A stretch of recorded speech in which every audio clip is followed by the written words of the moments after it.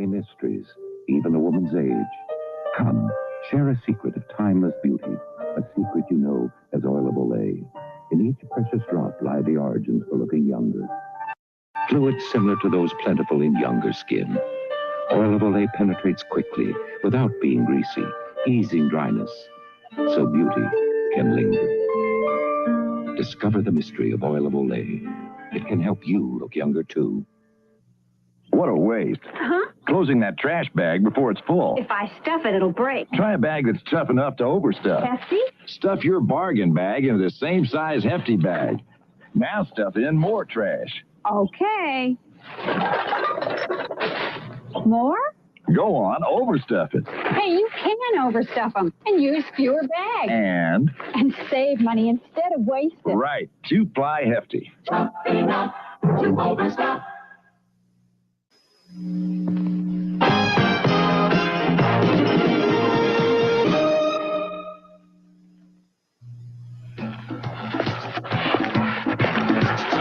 When you set out to build a performance motorcycle like Yamaha's new Seika 750, it helps to know something about performance. Don't follow anyone. That's the way life should be. At Yamaha, we don't build great motorcycles to win races. We win races to build great motorcycles. Yamaha, the way it should be. Presenting Chef's Blend, the only 4-flavor dry cat dinner. Chef's Blend has 4 flavors in one bag. Chef's Blend has 4 flavors, more flavors.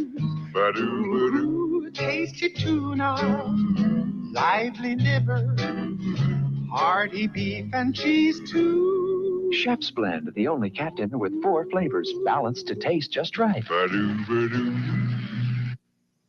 You're looking at the best dandruff shampoo money can buy because it's been clinically proven best. Testing at a major medical school proved it works faster, gives more complete dandruff control than any leading dandruff shampoo. It's Selsun Blue, the only leading shampoo with the anti-dandruff ingredient doctors prescribe most. No other brand has it. Try Selsun Blue. It simply works best. Avis has the car for you, and we can save you money too with our low rates. Announcing Avis's Super Saver rates. Rent a Chevy Chevette on weekends for only $18.88 a day. On weekdays for only $29.99, or a whole week for $119. Some restrictions apply. Check Avis for details. At this rate, who worries? At Avis, you're leaving your worries behind. Believe it or not, I'm walking on air. I never thought I could feel so free. Shaw, Jacqueline Bissett, and Nick Nolte will continue in a moment. On Monday's World News Tonight, I'll interview President Reagan with questions that concern us all. I make tough decisions every day, and they've got to be correct, especially when it comes to financial matters. That's why I always look for the best value. When it came to buying a car, I did a lot of research, checked out both imports and domestics, didn't find anything that compares in style or comfort to this Pontiac Grand Prix diesel. And with this kind of economy, it was easy to decide on the Grand Prix diesel. 2,000 extra Grand Prix are being built for Southern California. See your Pontiac dealer today. 2 San Diegans arrested for murder at Disneyland. The news at 11. We return now to The Deep. Nervous says you're the first woman to cover the team. And the team's uncovered. Nervous is why you need Soft and Dry. Why Soft and Dry when you're nervous? They did tests. And Soft and Dry stop nervous perspiration better than the leading roll-on. That's right.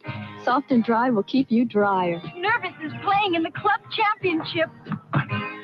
And playing the club champ. Nervous is why you need Soft and Dry. When you're nervous, we're better.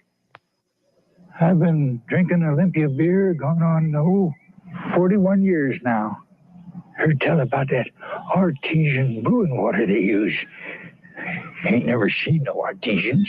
Don't know what they do. But whatever it is, sure makes the beer taste good. If I ever do meet an artesian, I want to shake his hand. Even he's got a hand.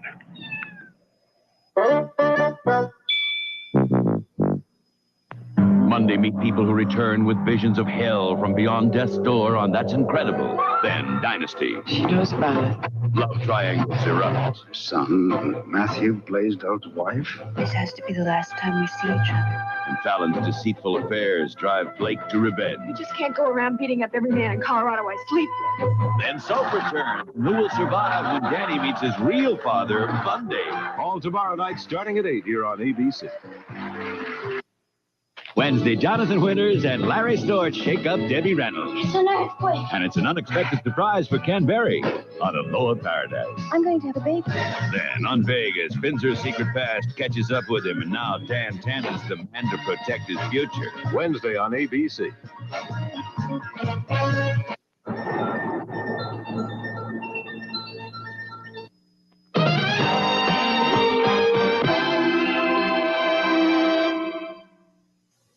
We've got things you can be sure of, like a holiday parade. Roosters crowing, children growing, and the taste of Minute Maid. You're sure of homemade pies, lullabies, picnics under the sunny skies, and the taste of Minute Maid. The great taste of 100% pure Minute Maid orange juice is never going to change, and that you can be sure of. Make sure of the taste, make sure of the taste, make it Minute Maid. Lincoln Mercury Division announces the 10% cash savings plan. Starting now, you can get a check for 10% of the base vehicle sticker price on every new 81 Capri and Zephyr, Cougar, and Cougar XR7. Lincoln, all the way up to $1,769 on Mark 6 4-door or Signature Series. The 10% cash savings plan direct from Lincoln Mercury. Buy, lease, or order the car of your choice now through March 21st. Do you know me? I won a few gold medals in the 1968 Olympics as an amateur. But skiing for me now is a business. And for that, I need an American Express card. And for the receipts that they send back with the bill. Believe me, those records are easier to keep than speed records in the downhill. To apply for a card, look for this display wherever the card is welcomed. The American Express card. Don't leave home without it. Oh, not again. What you writing, Dad? Mistakes. You need a pen that erases. Pens don't erase, dear. Eraser Maid erases. Erases? I don't believe it. This is the ballpoint pen that does the unbelievable. Erases. The Eraser Maid pen has a special patented ink that gives you time to erase mistakes this easily and eventually becomes permanent. Eraser Maid, you're unbelievable. Eraser Maid, the erasable pen from Paper Made.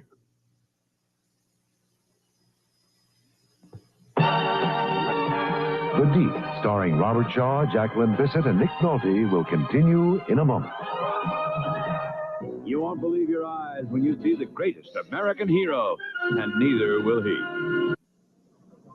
Many women around the world look younger than they are. Nicole Urbain, I'm 38. People hardly ever guess my age. It's 35. These women share the secret you know as oil of Olay. Each drop is similar to the fluids abundant in younger skin. It's true. I'm 31. Share the secret of oil of Olay. It can help you look younger, too. How old am I? 41 and a half. I remember the night it started and how it all began. We toasted life in our special way. Here's to Gripari, a friend along the way. A taste of love, a taste of dreams come true. Gripari, a great companion for 75 years. Here's to love, Gripari wine and new.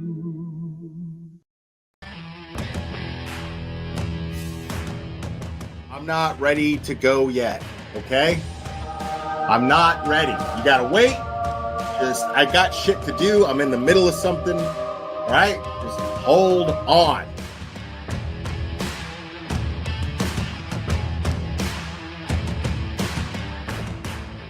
Watch your mouth or don't come in here. Uh-oh. Uh-oh. Oh, yeah, people, come on, we're adults here. You know what? What is the point? Yeah, we're adults here. I got a fucking Burger King fucking thing on my head. We're all fucking adults here, guys. People in my chat, 2 words. What are they? 2 words. Let me see the chat flood. Let me see the chat flood. 2 words. Okay, next caller. Please. Let's get into the meat and potatoes, which translate in American to dick and balls.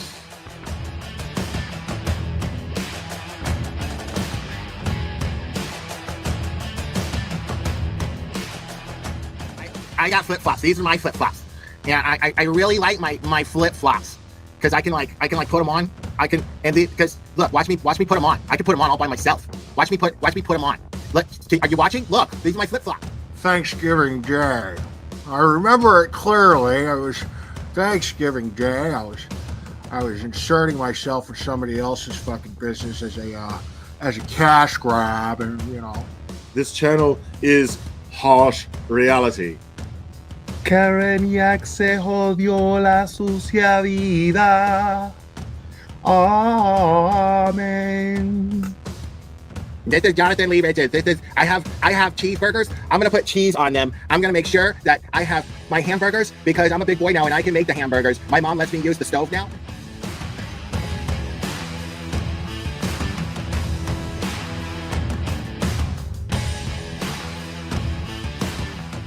And I'm just like, wow, I like receipts, and they brought receipts. Like they had evidence to back up everything they said.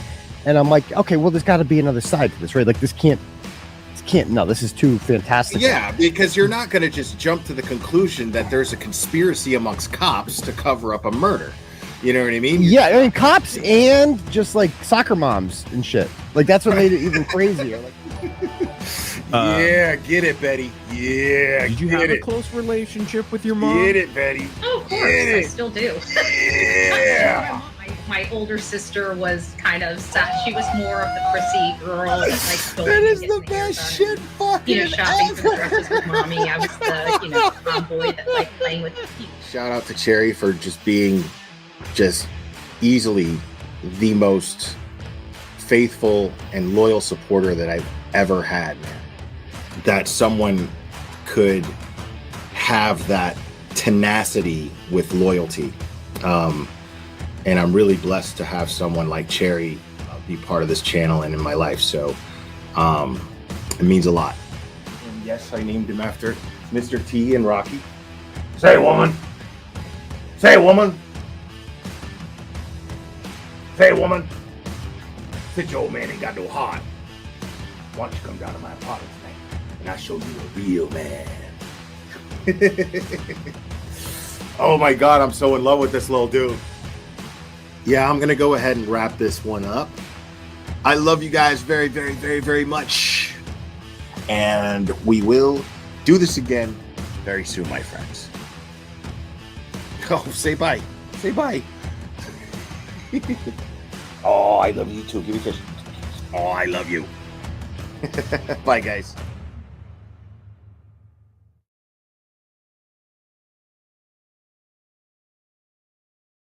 This program is about unsolved mysteries. Whenever possible, the actual family members and police officials have participated in recreating the events. What you're about to see is not a news broadcast.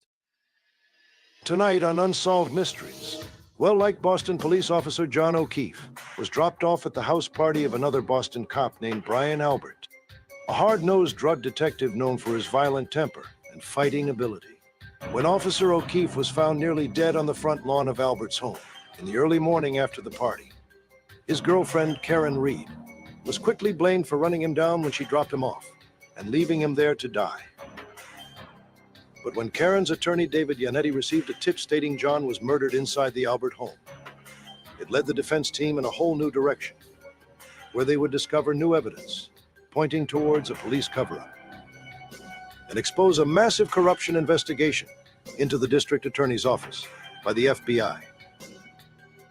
when a fearless journalist named Turtle Boy starts asking too many questions.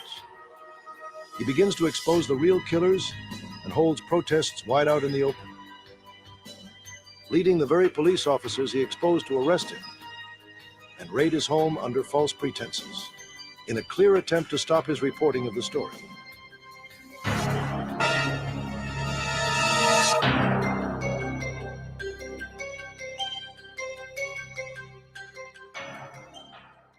Our two mysteries tonight are connected by common threads: unexplained circumstances, deceit, suggestion of foul play. At the heart of each is an innocent person's life. These mysteries will be difficult to solve. The stakes are high when people's lives are involved. Perhaps you can help. We've recreated the events of each story in precise detail, using cutting-edge computer modeling, in the hope that someone, somewhere, knows the truth. Join me. You may be able to help solve a mystery. Update.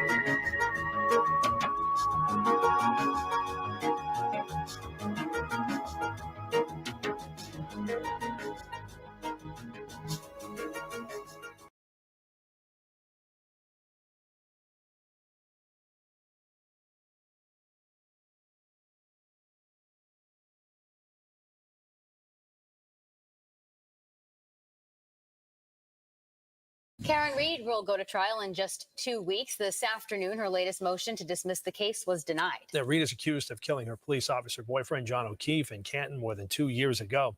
As investigative reporter Ted Daniel explains, this is a big win for the prosecution. In her ruling, Judge Beverly Canoni does not dispute that there may be flaws and discrepancies with the investigation and prosecution of Reed.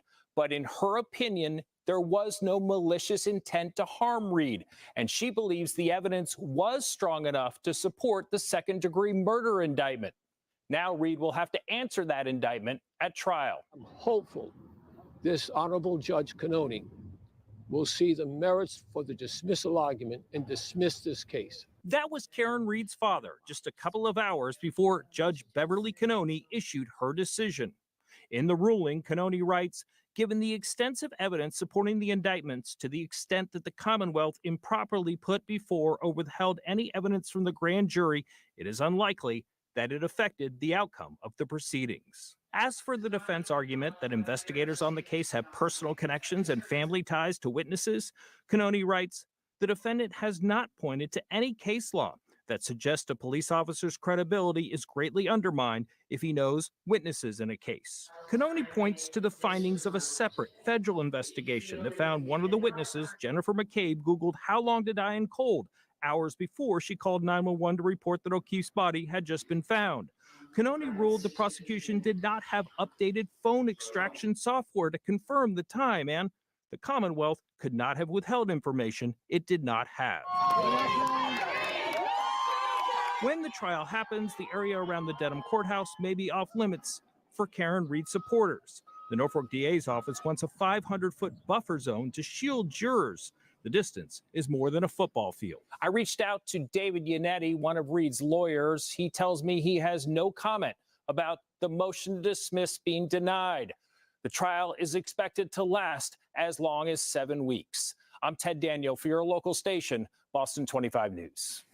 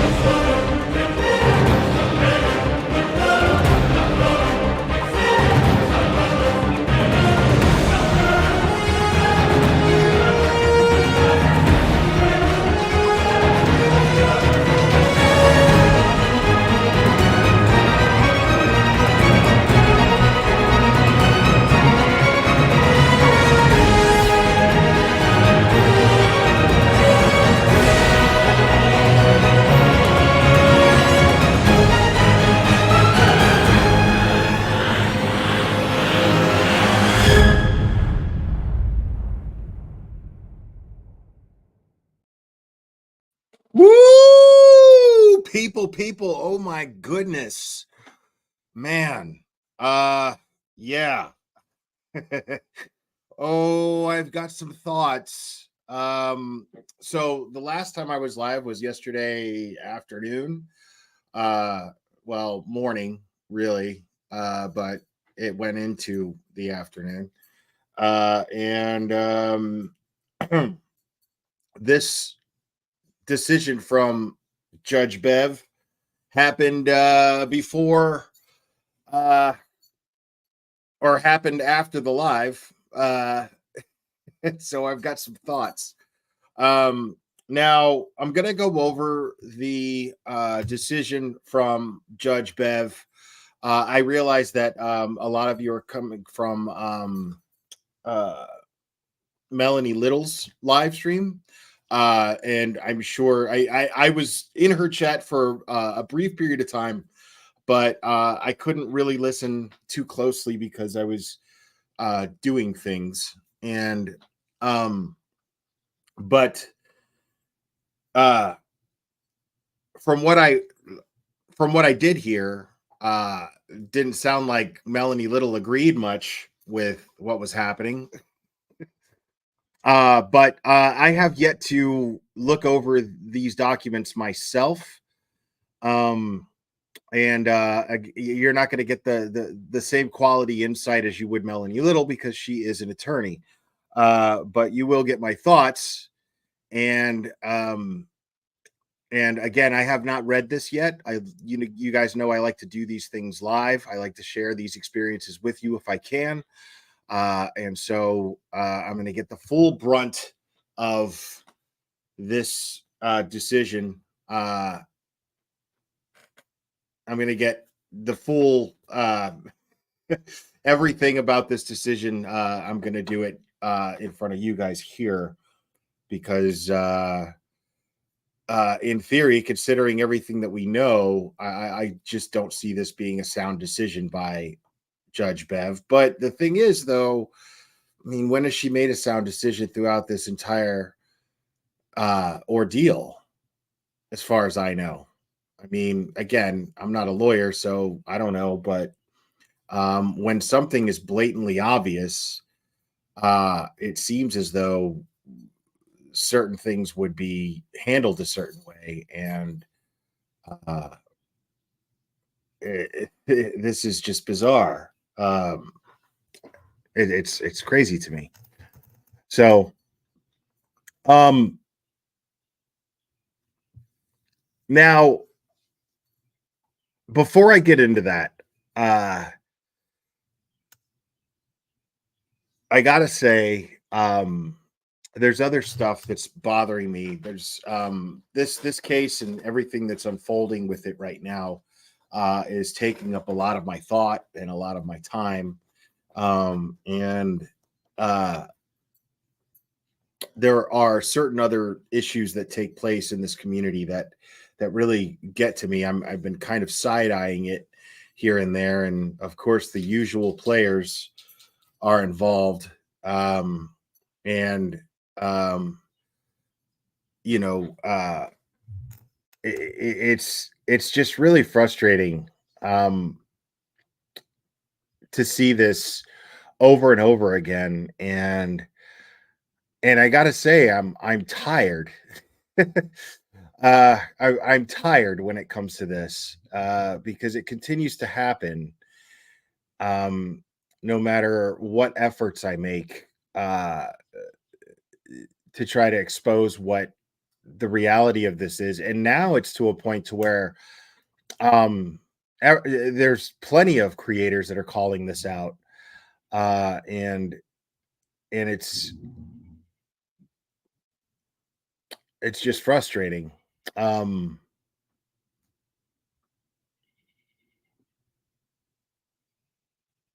So there is there's a missing persons case right now.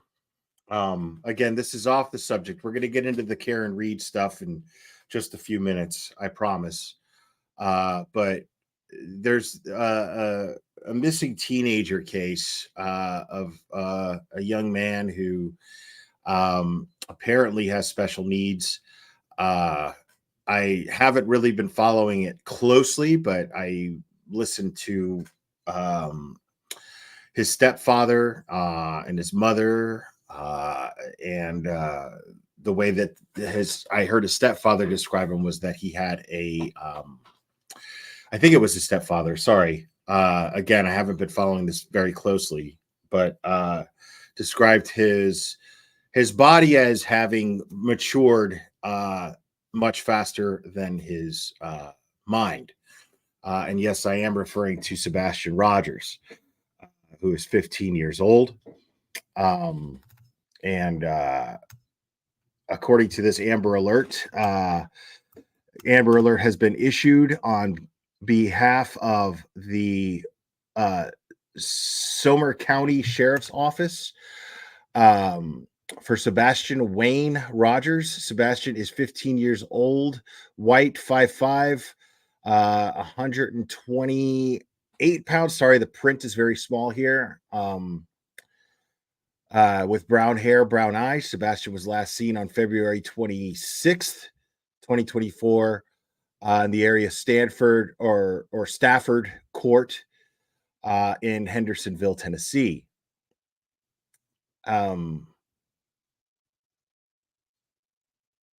He was wearing a black sweatshirt, black sweatpants, and glasses. Sebastian has a medical condition that may impair his ability to return safely without assistance. If you have any information on Sebastian, you're going to want to call the Emergency Communications Center at 615-451-3838, I believe that says. Or, of course, the TBI is on this case, which is the Tennessee Bureau of Investigation. And just like if you were calling a tip for Summer Wells, you would call 1-800-TBI-FIND. Now, what's really bothering me is I spent a lot of my content doing this, and really I just wanted to just kind of get away from the drama of it, if I'm being totally honest. But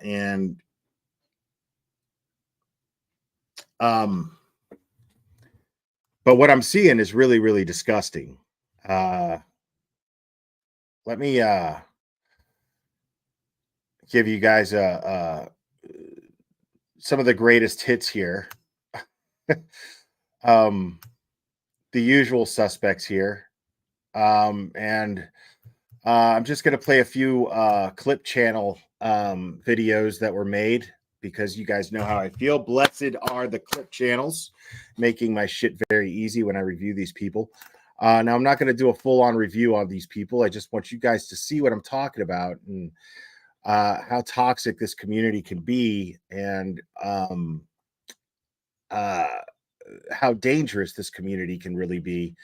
And if you guys are wondering why YouTubers don't get taken seriously, why anyone who engages in the true crime community and missing persons, there's just not a whole lot of respect, even though in some cases YouTubers have been known to be very instrumental in solving some of these cases. But I don't think that that's something that we should be doing. I think that is a stroke of luck when that happens. I don't think that overall it's a good thing when YouTubers involve themselves directly in these cases. I think it's fine to, I think it's a great thing to share information as far as like anything that could help law enforcement. But I don't think it's helpful to just insert yourself in these cases just to get clout.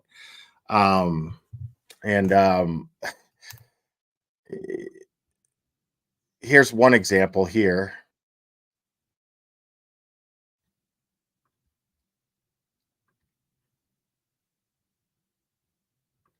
Good morning, YouTube. Good morning. I hope everyone is doing well. We still out here on the search for Riley. Not Riley. What am I thinking? Sebastian Rogers. So that's a creator known as Dolly Vision, whose channel has grown pretty well, actually. And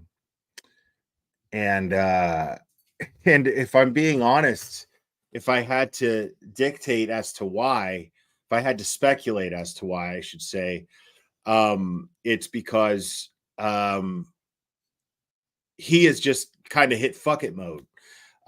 He doesn't care if you accuse him of exploiting missing children. He doesn't care if you accuse him of exploiting victims. He doesn't care. He knows that it's exploitation. And the thing is that he wouldn't have the following that he has if there wasn't a demand for it. So the more his channel grows, the more justification in his mind that he's going to have for doing what he does. So here he is searching as he likes to describe it, for missing Sebastian Rogers, whose name he couldn't even remember, even though he made the trip out there to do it. My legs. I've been walking for like 2 hours. See, that's thick. I can't see up in there. But you got to remember, ain't nobody going to hide you in a super busy place. And you can tell this is busy. You see how busy it is. I just walked this way. Now you hear the language. When you hear something like, nobody's going to hide you in a super busy place. That tells you right there, anyone with common sense, that Dolly is assuming that this young man is no longer with us, that he is deceased, even though there has been absolutely no indication from law enforcement that there's any foul play involved in his disappearance. There is nothing to indicate that there is any nefarious action behind this young man who has trouble being able to manage himself. So, I mean, it's clear in the Amber Alert that he may not have the skills to be able to find his way home. So there's a very good chance that this young man is just hiding someplace, scared, alone, but nevertheless alive and well and hiding someplace. There's a very good chance of that. And if we care about these missing kids, shouldn't we be holding out hope that they're still alive? Isn't that what we should be doing? Isn't that what I mean, so, and you can see he's got his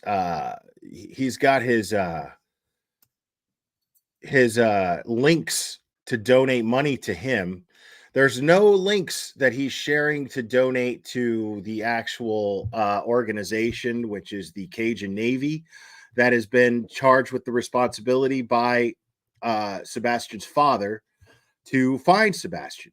They're not taking any volunteers. Now you can sign up for Sebastian for the Cajun Navy, but there's a process. You don't just go and say, "Hey, I'm here," and sign up, and then they just give you an orange vest and let you search. That's not how it works. Because it was nice, and I wanted to show you guys the lake. Okay, so good morning, YouTube. Let's move on to another video here.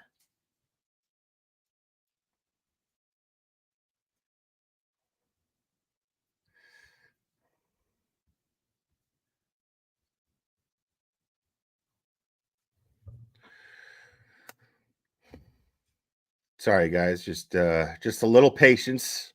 Appreciate you. Because this is something I just have to address here.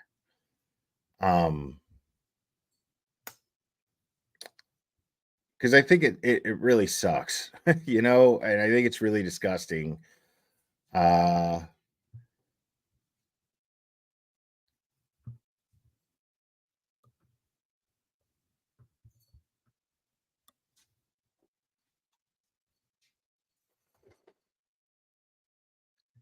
So this is how Dolly feels about the Cajun Navy. He'd come up being an asshole and then go, well, I ain't trying to be an asshole. Then why you being an asshole? I'm sitting here. Let me bring you guys up to speed. So Dolly thought that by showing up to Hendersonville and rolling up on the Cajun Navy that he could just help them search. But the thing is there's something called organized searches. And these organized searches exist so that, and anybody will tell you this, anybody with experience, SF Investigates, follow him on Twitter. He's also somebody who can be very knowledgeable, who can be a very great source of information and knowledgeable information. Thank you, Lori, for the Venmo. I appreciate it. As to, he can be very knowledgeable as to how, and insightful as to how these organized searches work. And one of the reasons why these organized searches take place, and it's helpful that they are organized, is so that you don't trample over any evidence, you don't taint any evidence, you don't misplace any evidence, you make sure that you're trained as to what to do if you actually locate the person that you're looking for. There's a lot of different factors involved. Now, a lot of factors that I can't bring you up to speed on because I've never been part of one of these searches. But I can guarantee you that I will never, ever, ever just take it upon myself to go out searching for someone with my, live stream going just to get clout. I think that that's disgusting. I think that there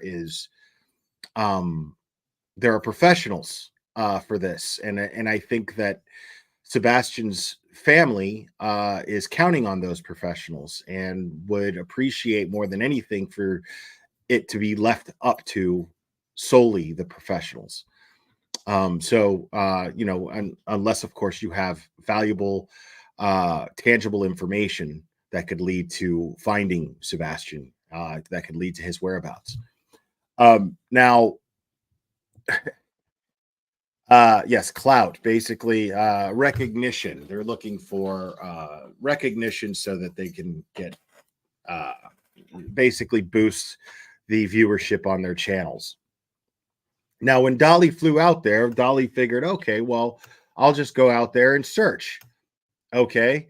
But he failed to actually follow the steps as to what you could do to actually search. And you actually have to actually sign up for the Cajun Navy. They have to be able to take you. They have to train you. It's a process. So Dolly finds out the hard way by just showing up to their command center, I guess it was. And then this happens. I'm sitting here. Am I bothering you? I'm literally 100 yards from where you're parked. I mean, I'm on the whole other side of the fucking parking lot. You got to get off the property.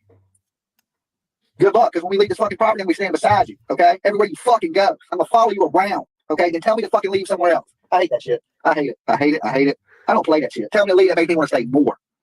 Nobody even trying to hang out. I will fucking hang out. I will take the next 2 weeks. Now, it sounds like they respectfully asked him to leave, and for good reason. You're not trained, and right now we're just taking professional. But right now we're in charge of the search, and we are organized. And you just showing up here, we can't sit here and babysit you while we conduct a trained search. So he's butthurt about this and gets all upset because he has no fucking respect or even idea as to the importance of why this child needs solely professional searchers tasked with the responsibility of finding him. He just doesn't care. And follow the Cajun Navy to fuck around, okay? That should be about looking for a baby.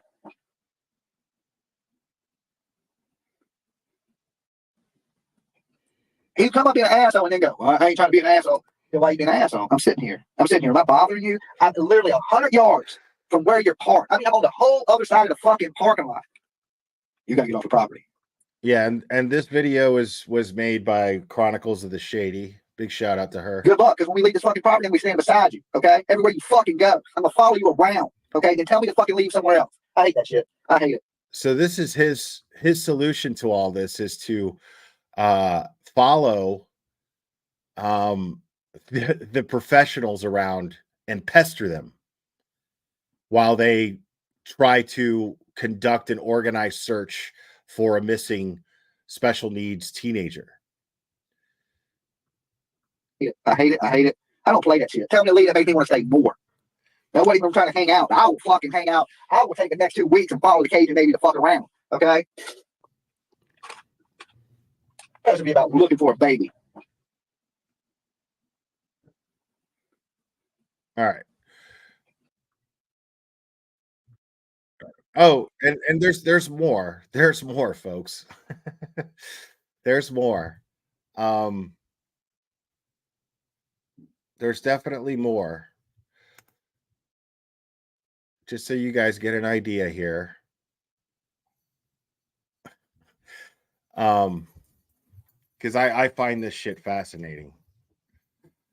Now we're gonna move on to this is by No Wire Hangers. This is Bullhorn Betty's take on this. I told you, usual players.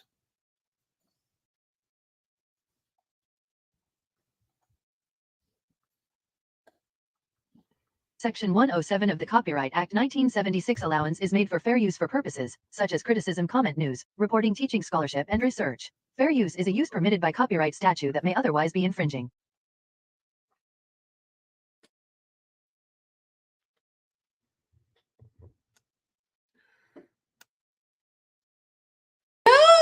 Afternoon crew, Bullhorn Betty. We are talking about Sebastian Rogers and the stuff that's going on in the case, because if you Now, normally I'm a lot like more, I address these things with a more humorous approach. But I just don't think there's anything funny right now. I mean, I might I might go after this shit and later on and do a stream that's just, more making fun of these idiots. But right now I'm not in a phase in my mind where I'm feeling very, very humorous about this. Because this is what really, really chaps my ass about this community. That nothing bothers me more about the true crime community and on YouTube than this kind of shit. If you guys don't know, let me inform you, the parents right here have left. They left the area. They got in their camper. They loaded up. They took the car. We're hearing reports that the camper. Okay, so what you're hearing right now, listen carefully. The parents right here have left. They left the area. They got in their camper. They loaded up. They took the car. We're hearing reports that the camper was never even searched. So I don't know what's going on. The Cajun Navy, I heard that Seth got injured. Okay. So already this idiot, and I'm talking the queen of misinformation. I've never seen anybody get more wrong than her. Never in my life have I ever seen anyone in this community get more information wrong than Blowhard Betty here. And she's already she's throwing shade at the parents. She's already blaming the parents. She's already spinning a narrative that Sebastian's family had something to do with his disappearance. And this is not something that I ever endorse, ever. Especially when there's literally no indication whatsoever that these family members are anything but missing their child and worried out of their minds for his well-being. There's nothing to indicate this so far. So I just injured a little bit yesterday. Seth is Sebastian's father right here. That's Seth Rogers.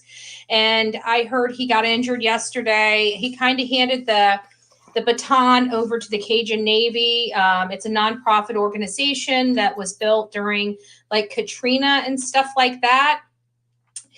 But long story short, it seems like they're taking over. But what I don't like is that they're just been really disrespectful to social media. They've been, in my opinion, very disrespectful to the volunteers that have been out there. And okay. They don't owe you or anyone on social media shit. Let me explain that to you right now. These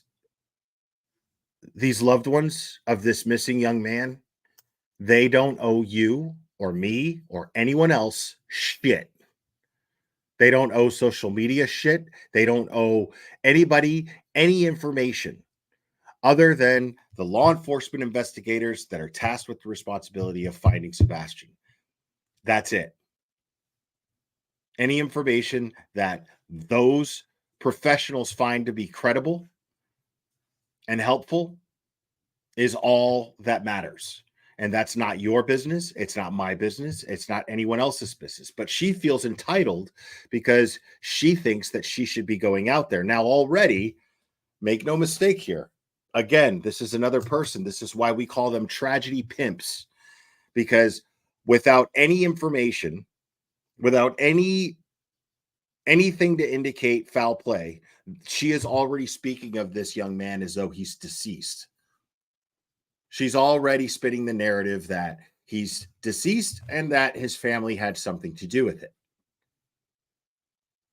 And what happens if there is a narrative that is generally out there that a missing person is deceased? Well, subconsciously, you're not going to look for that person, are you? Subconsciously, you're going to assume that they're dead. And it's just a matter of time before they find him, before they find his body, hopefully. But you won't be keeping your eyes open. You won't be paying a second thought to a missing persons poster with this young man's name on it and his face on it. Subconsciously, this is the effect that will take. Subconsciously, this is the effect that will take. And that's dangerous. It's incredibly dangerous, especially for a young man being out there who does not have the ability to take care of himself. He has no survival skills. He has no concept of money and how it works. He's out there. He's scared. And there are professionals that are out there looking for him.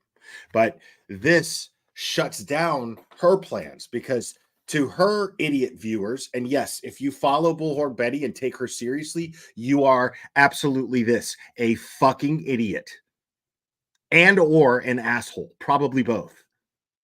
But if you support this shit, you are an asshole and a fucking idiot. This young man has nobody except his family who is worried about him, who feel helpless enough as it is.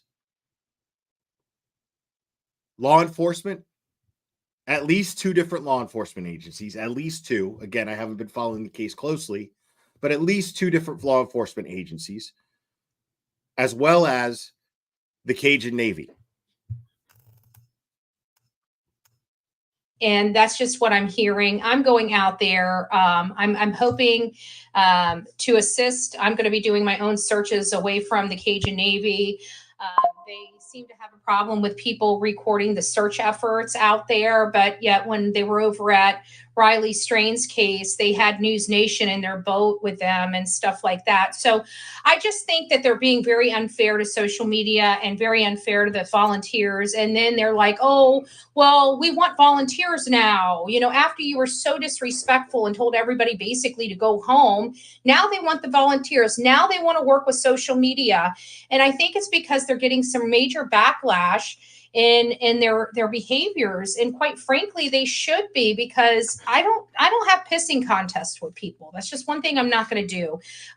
You know, nobody tells me what to do. I follow the law. That's all that's required from me. I have protections of the Constitution. I'm media. It doesn't really matter. I mean, I don't. Now, the reason why I get backlash for supporting Turtle Boy is because there are idiots out there who think that Turtle Boy does exactly what this person does. The difference between, and I've made this distinction many times, the difference between Turtle Boy and Bullhorn Betty is that Bullhorn Betty claims to do the things that Turtle Boy actually does, which is actually investigate, which is actually right. Which is actually right. Which is actually get evidence before making accusations. Now, do I agree with Turtle Boy with making certain accusations? I don't necessarily agree with making the accusations. I wouldn't do them necessarily. I'm not saying that he's wrong for doing them. What I'm saying is Turtle Boy makes these accusations, but it's based on findings. It's based on facts. It's based on his investigations and drawing certain conclusions. Is it unfair to accuse people who have collectively lied of being part of a cover-up? Absolutely not. I'm accusing those people of being part of a cover-up because I have sufficient reason to think so. Now, I'm not calling anybody a murderer simply because that's my standard. I wasn't there inside that home, so I don't know what happened. I haven't heard a recording, nothing. So I don't know exactly what happened inside that home. So I don't know who to point the finger at necessarily. But the fact is that Turtle Boy has pointed fingers at people and called them murderers because, yes, you can absolutely call Jen McCabe a murderer if she Googled how long to die in the cold at 2:27 a.m. when she could have saved a police officer's life, who she called her friend. So if she had the intention, because that absolutely more than implies that she had the intention of leaving him out there to die in the cold, since that's exactly what happened. So yes, I don't think it's unfair to call Jen McCabe a murderer. Now, as far as who actually did what in the house, I have more than one theory, but every theory I have is very loose. I'm not going to point, me personally, I'm not going to point the finger at Colin Albert simply because there was one person who saw his Ford Edge. One person who saw his Ford Edge. So that's not enough for me to point fingers and call someone a murderer. What I do believe is that John O'Keefe was absolutely, John O'Keefe was absolutely murdered inside that home. I believe he went into that home. I believe he was murdered inside that home. And I believe that he was left out in this front lawn to die. That I absolutely believe with all of my heart. The problem is that I don't know who is directly responsible for his actual death. I don't know who he got in a fight with. I don't know why Chloe attacked him, but I do believe that Chloe absolutely attacked him. So all of my questions as far as what happened inside that house remain unanswered. And I'm really hoping that the federal investigation got to the bottom of this. I at least came up with enough facts to where I can form a sound theory. But I do not have a sound theory of what happened inside that house. But when you have someone like Betty who has absolutely no information and will go by, well, they didn't search the camper, and we don't know if that actually happened or not. She's saying reports are telling her that they didn't search the camper. She doesn't know. She doesn't know the ins and outs of an ongoing investigation, but she will talk as though she does. And when you say things like that, and you say them as though they're fact, well, then you're going to get a bunch of idiots that look up to you to follow along with your narrative and spread it all over their social media. And then you have people who are just going to be constantly attacked. So while someone is sitting there and grieving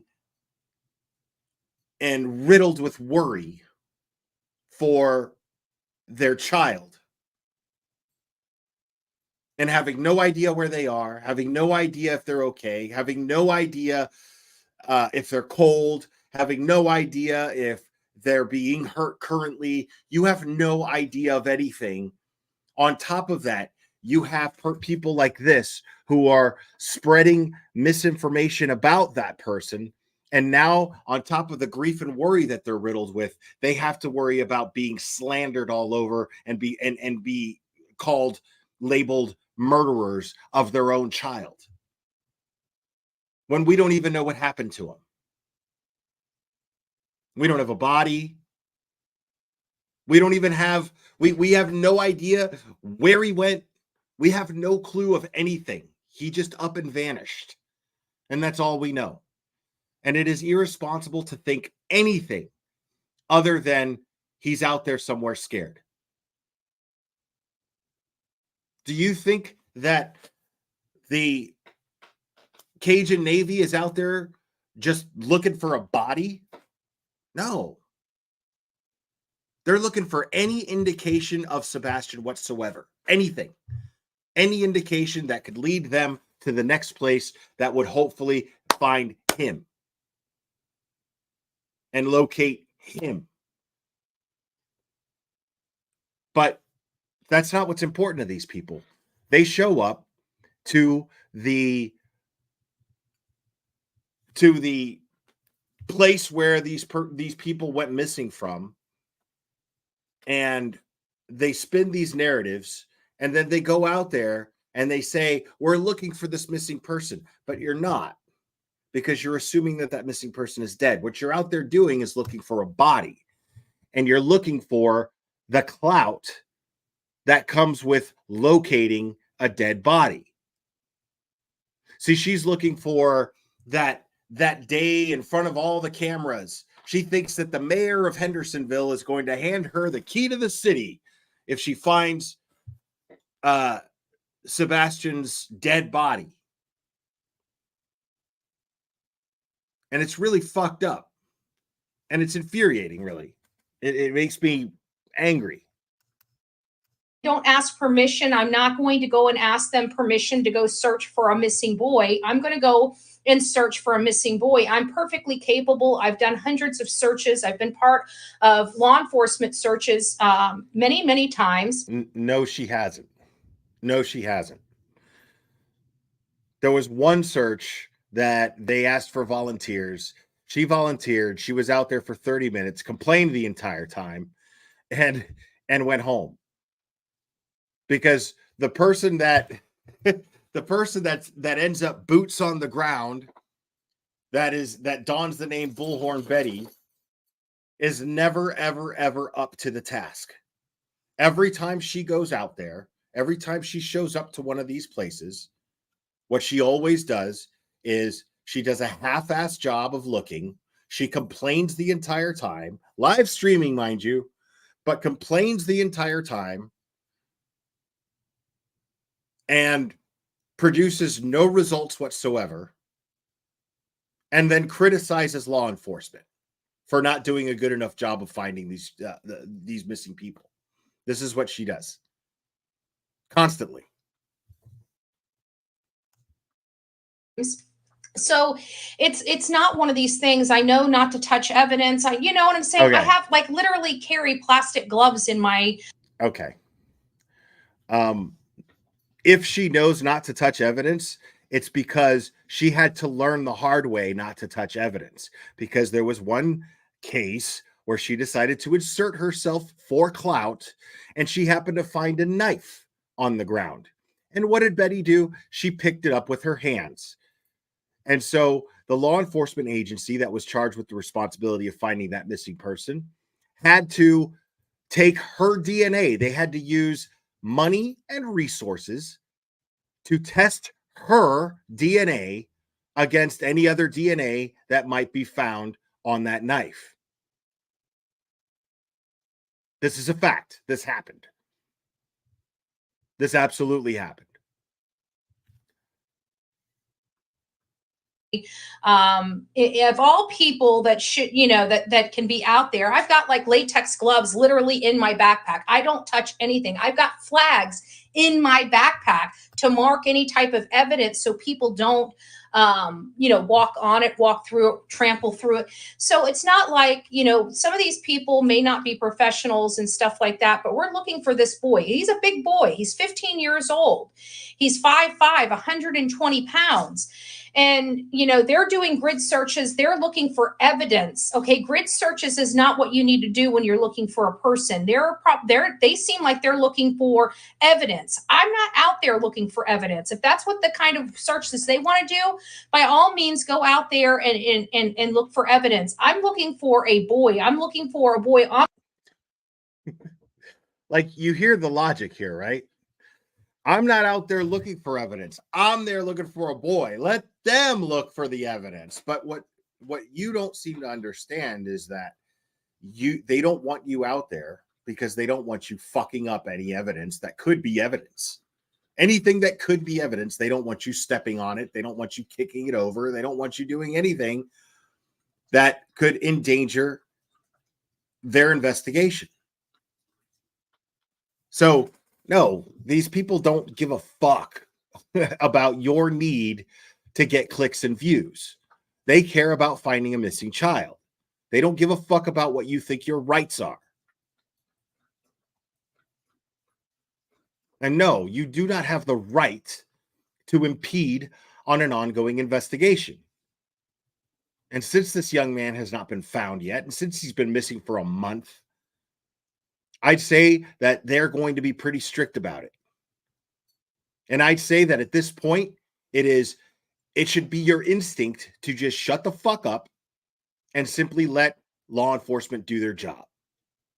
Let the people who know how to look for somebody look for somebody.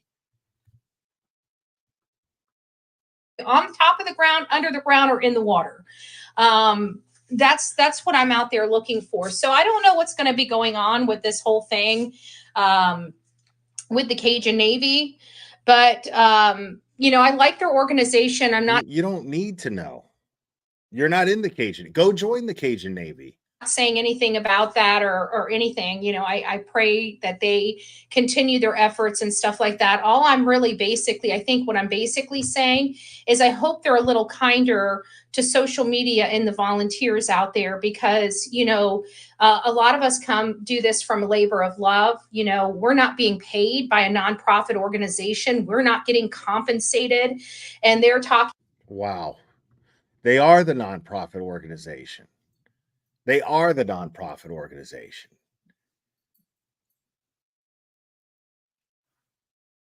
And don't sit here and say that you're not getting paid, because all we do is hear you bitch and moan and whine about how your viewers don't give you enough money. Because the work that we do costs money, because she loves to call this shit work. It's not work. Because she doesn't do anything. She's not trained to do anything. She never produces results. Never produces results. Betty, you hear me? You never, ever have produced any results. After all this time, and after everybody talking about you, you have never produced any results. Ever. Talking about clicks and views, like what?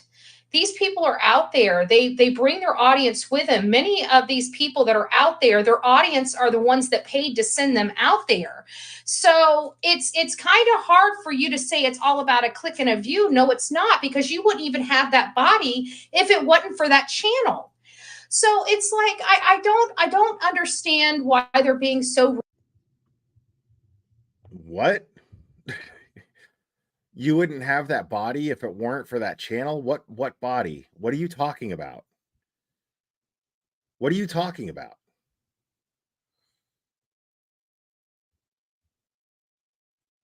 Well, I mean, Grandmaster Sid Sophos, I love you, buddy, and thank you. Hold on, let's get this. Let's. I think we got a super chat. Super chat. I think we got a super chat. Super chat. Super chat. Super chat.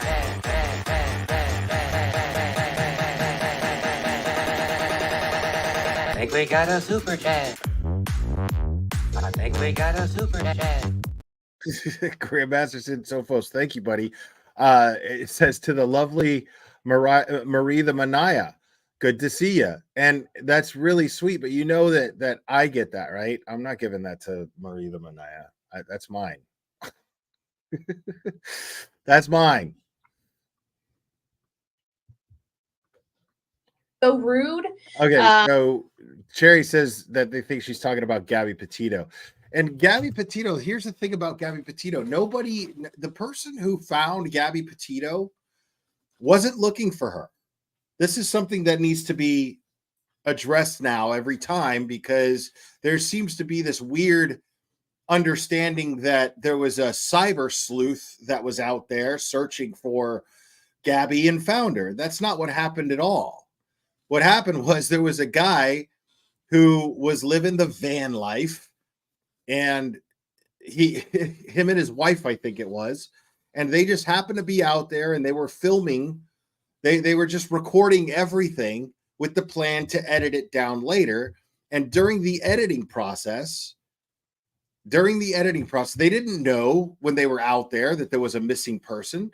They didn't know that there was someone missing right and last seen, so like anywhere near where they were. They didn't know anything about that. What happened was the guy ended up going home, and he started to it was a total fluke.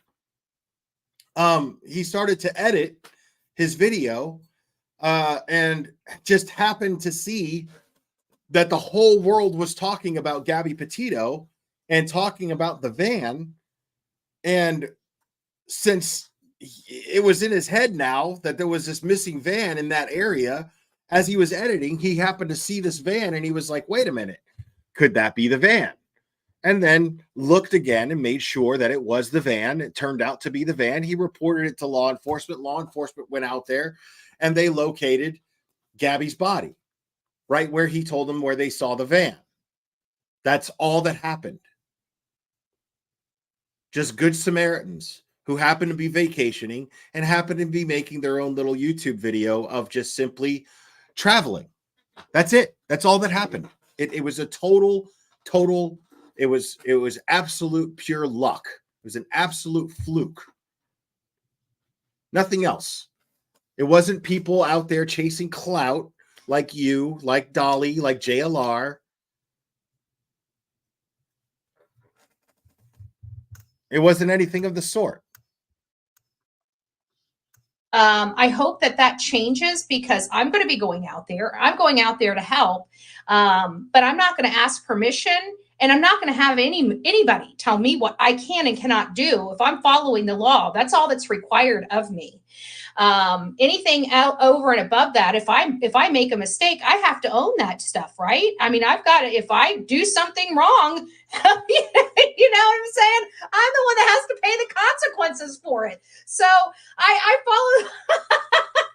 I'm not going to be ching ching. I'm not going to be coming on TikTok saying I need bail money. Okay, you guys don't have to worry about bailing Bullhorn Betty out of jail. I promise. I promise. Jesus Christ.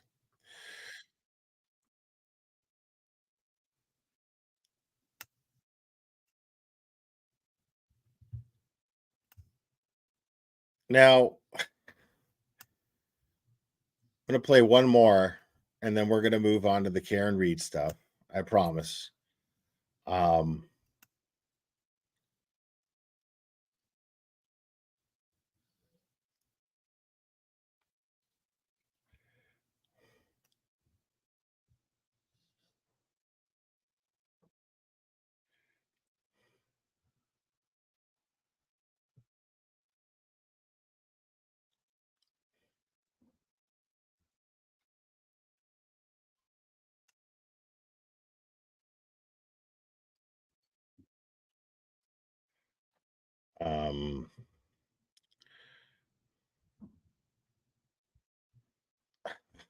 Jesus Christ. Sorry, I'm seeing a few things here, but I just don't want to go through just everything. I'd have to do a whole nother live stream. But I'll play this one last one here.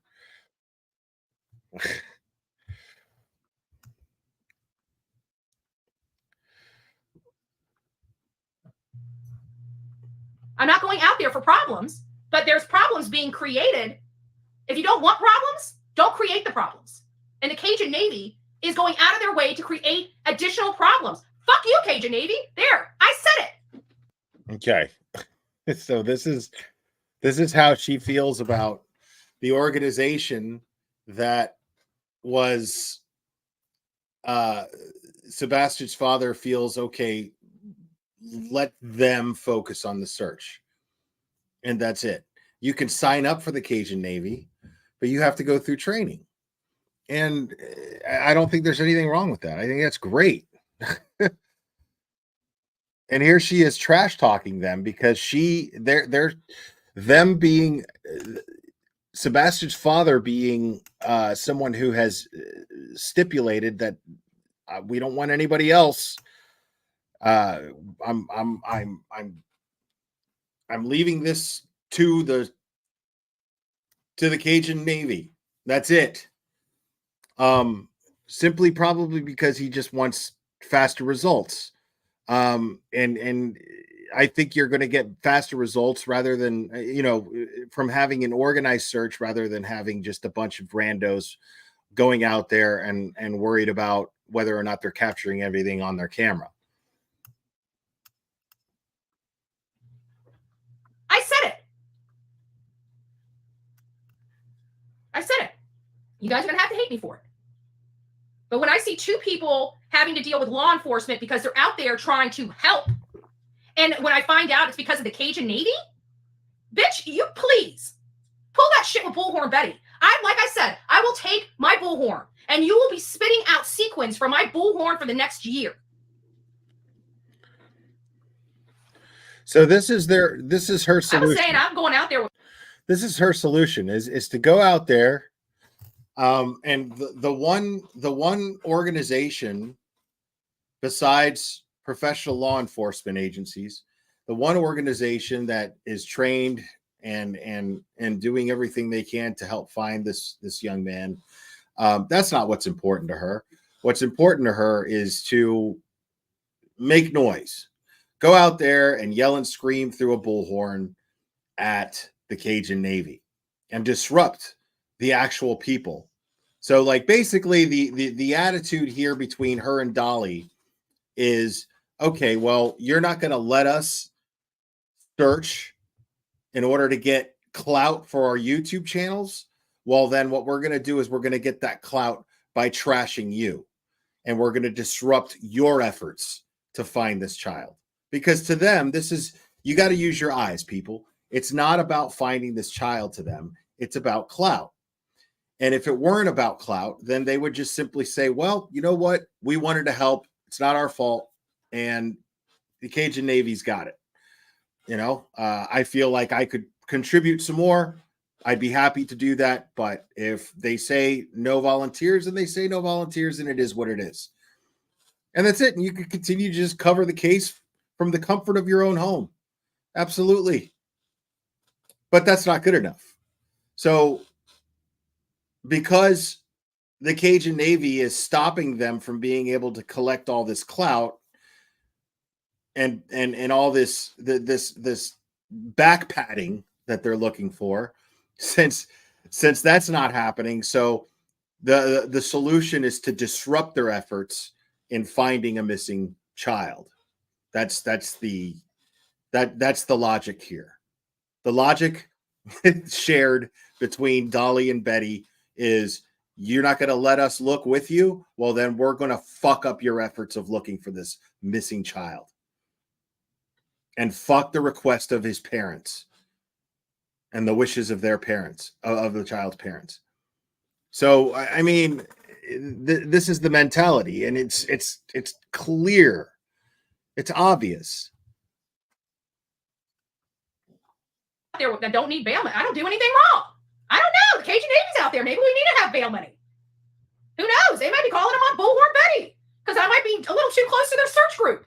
Recording. Oh, shit. I do not play. I'm not going out there for problems, but there's problems being created. If you don't want problems, don't create the problems. And the Cajun Navy is going out of their way to create additional problems. Fuck you, Cajun Navy. There. No, they're out there doing their job. They're out there doing their job. That's it. That's all they're out there doing. They're not causing problems. You're threatening to cause problems. They're not causing problems. They're out there trying to locate a missing child. You're threatening to cause them problems. I mean, incredible. It's incredible. But yeah, I'm going to be following this case. We've got 3 weeks till the Karen Reed trial starts, at least 3 weeks, depending on if it gets pushed back or not. But I'm going to be following this behavior, and you might still get some old school Bullhorn Betty streams from me in the meantime, because this is fucking disgusting and infuriating. So, now, and I see Paul Cristoforo's in the chat. It's good to see you, buddy. And they're doing a piece on the buffer. I guess I'll go over that tomorrow because I'm not going to be live that long. Or maybe I will, but yeah, I'll probably wait till tomorrow for that. But speaking of Paul, I want to pull this up real quick.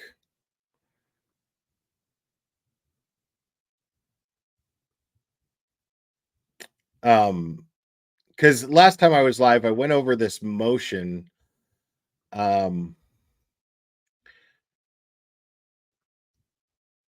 went over this motion that Morrissey filed that is asking Judge Canoni to basically hold all of these protesters who gather outside of the courthouse on the courthouse steps and have been nothing but respectful as far as their protests go,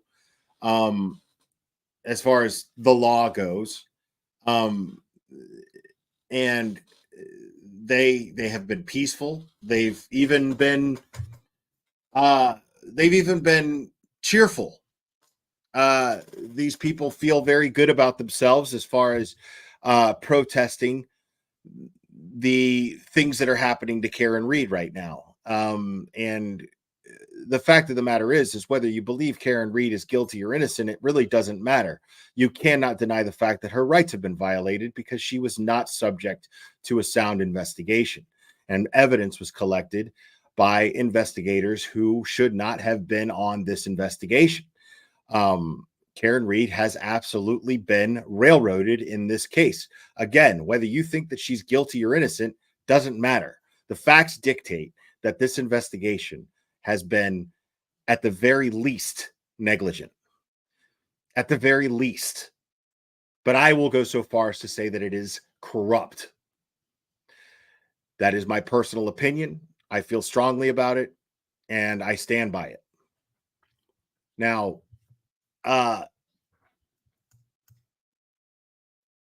the fact that it's pre-trial and everything has taken place as far as these protesters go. I mean, the whole world is talking about this case. So they don't get to cry and moan about the idea that people protesting outside is somehow going to sway jury selection in some way, shape, or form. I don't think that that's going to happen. I think that if it was going to happen, it's already done. But I think that it's been proven that Michael Morrissey is just as, if not more, directly responsible for tainting a jury pool when he absolutely acted outside of his ethical obligations to by releasing a public statement that said things that were A, blatant lies, and B, assumptions of people's innocence that is not absolute. So it's not the DA's place to do what he did. And it was very, very irresponsible. It was very shady. It's not the kind of professional conduct that I've ever seen, that I don't think anybody's ever seen. And I don't think he's ever seen, simply because he referred to his statement from the beginning when he started it as unprecedented. So nobody's ever seen this before. Not even him. And yet, for some reason, it's all good. And this is still going to trial, despite all of the evidence that is right there in all of our faces of the fact that Michael Morrissey has conducted a very, very, very unorthodox prosecution, to say the least. I'm being nice. But also, let's just go and I think it's safe to say that it's also shady how he's conducted this prosecution, considering everything that we know, but also considering the fact that his office is under federal investigation directly because of the Karen Reed prosecution. So that's where we're at now. Now, it really makes me mad that they would have the audacity to try to rob people of their basic right to simply protest, simply express their disapproval of how this investigation was conducted. So let's see what this says. Paul says, buffer zone motion is just a restraining order against the citizens of Massachusetts. Stole this line for my interview tonight. Awesome. And Paul, I really appreciate everything that you and everyone else out there has been doing. Seriously. Tom, I see Tom out here. So let's take a look at this statement by Paul that was released publicly for media. Says here, this is for immediate release. I think he put this out last night. On March 26th, the Norfolk District Attorney's Office submitted a motion in the Karen Reed case to place a buffer zone of 500 feet around the Superior Courthouse, as well as the Registry of Deeds. Attached is the motion, which in general terms says that no person can wear certain clothing, etc., that says Free Karen Reed, no signs that say the same, or anything regarding the investigation or investigators. They have taken it to a point to say what animals can wear. Please see motion for details. We read the motion, and yes, they did say that even animals, their pets that they bring out, can't even wear a Free Karen Reed shirt or a Turtle Boy, anything. This is a direct abuse of power and an infringement, not only our First Amendment rights, but that of everyone American. The state is trying to tell us we can't go for a coffee in Dedham Center because of a message on our shirt. Just an example. We will be at the NDAO meeting at 3 p.m. We expect this to be a huge turnout. And that address is going to be, for you locals there in Massachusetts, the address is 45 Shawmut Road in Canton. And it is Thursday, April 1st at 3 p.m. And you send all your inquiries to Paul Cristoforo on Facebook, I would assume. or on Twitter. That's how I usually speak with Paul. So I think it's great that Paul put out this public statement, because if I was them, if I was Paul and I was anybody out there who takes the day off of work because of how important it is that their children live in a free environment, then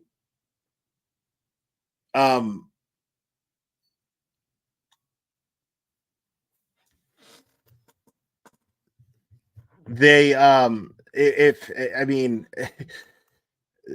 for them to speak up, and like I said, take the time off of work to stand up for something they believe in, which to me is a great example to set for your children. I think it's amazing what they've been doing, and to rob them of their right to do that, for someone to fear jail for standing on courthouse steps that they pay their taxes for, to stand in a public place that they pay their taxes for. It's infuriating that they have to fear being put in jail for wearing a t-shirt that says literally, I mean, anything. Like, if I want to stand on courthouse steps wearing a t-shirt that says fuck Beverly Cannoni, I can do that. I should be able to do that. That is my right as an American. That's everyone's right as an American. This should scare the hell out of all of you. Even if you don't live in Massachusetts and you're listening to this, this should scare the hell out of all of you. It doesn't matter if you're a Democrat. It doesn't matter if you're a Republican. It doesn't matter if you're a libertarian. It doesn't matter if you're a socialist. It doesn't matter. Because guess what? If you're a socialist and a communist that's trying to take away people's rights, guess what? The reason why you get to speak up about these things and try to say, hey, we want blah, blah, blah. We want 1984. We want the George Orwell type of dystopian society that's described in that book that we fear that our future is going into. For you to get to say that, you're exercising your First Amendment rights to be able to do that. Make no mistake about it. So imagine that your right to get to say that gets taken away. So this should piss everyone off. This First Amendment right that I hold dear, you may be taking it for granted. Because make no mistake, you absolutely every single day, without realizing it, God knows how many times a day, you take advantage and exercise your First Amendment rights. And that is just one step closer to that being taken away from you. If we value our rights, it is our responsibility to fight for not just your own right, but everyone else's right. Because you're fighting for your own right every time you fight for someone else's right to speak up. When you speak up for someone else's right to speak up, you're speaking up for your own right to speak up. That's a fact. And that is not negotiable. That is not debatable. That is just how it is. So you are complicit if you don't speak up about this. You are complicit if you put up with this. Now, I'm not saying to do anything outside of the realm of peaceful. I'm not even implying it. But what I'm saying is that you have a right. If you lose your right to be able to speak your mind, to express your opinions out loud, well, then you give up the very thing that makes you an American. That means everything to me. Being able to come up here and say what I say, and there's no way that I, in good conscience, can sit up here, use my channel, know that this is happening, and not speak up against it. I cannot do it. I can't even, I can't do it. There's no way that I could just ignore this issue. That I have a platform with 860 people watching. Thank you, Twitter, by the way, or X, whatever. With 860 people watching, there's no way that I could responsibly sit up here in good conscience and not express my issue with what I read as far as Morrissey's motion. I mean,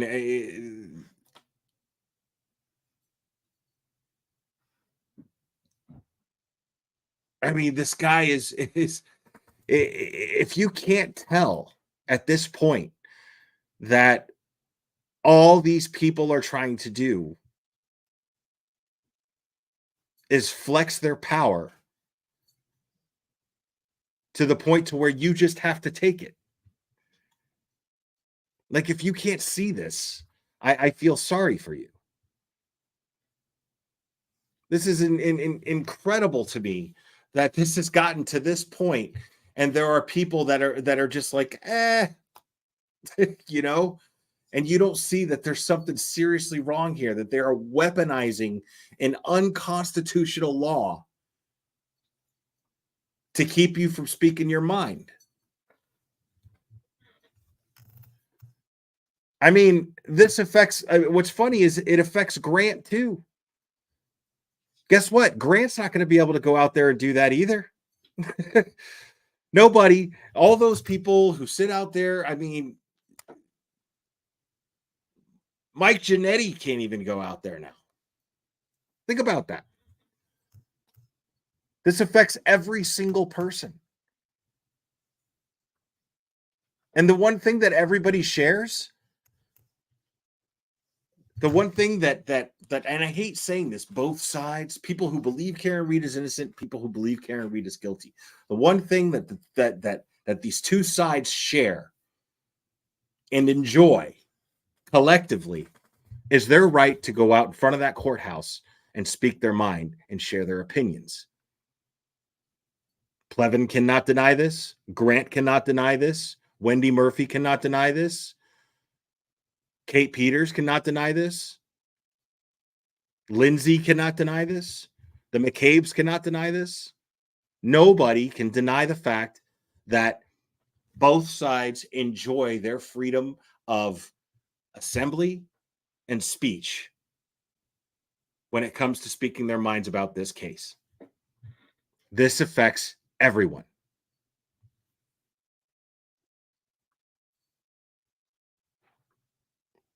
I think we got a super dad. Super dad. I think we got a super dad. Super dad. Super dad. Super dad. Dad, dad, dad, dad, dad. I think we got a super dad. Heavy Hauler 617, thank you. America is turning into China quick. Yeah, I mean, hopefully it doesn't, because I still like my freedoms. I still enjoy them. And to the point to where, like, I don't give a fuck what you believe in. You know? Like, it doesn't matter. It doesn't matter what you believe in. This is a fact. It doesn't matter what you believe in. If you are out there screaming and yelling about how great Hitler was, I'm going to defend your right to do that. Even though I think you're a shitbag, I'm going to defend your right to do that.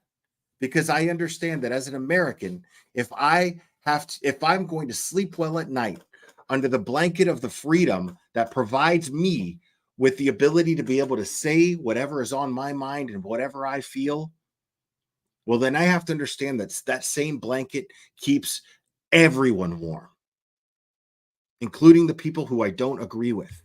That means I'm going to hear things that I don't like from time to time. I'm going to hear things that I don't like. I'm going to see things that I don't like. And that is what it is. And I choose to use my voice to counter that logic. If there's a lack of logic, I'll counter it with logic. If someone's being irrational, I'll counter it with being rational. I will debate this person if I need to. Or I'll find somebody educated enough to debate this person if they out-educate me. I mean, the thing is that I love my freedom so much that I will fight for anyone's right to exercise that very freedom that I love so very much. Even if they feel things that I don't agree with.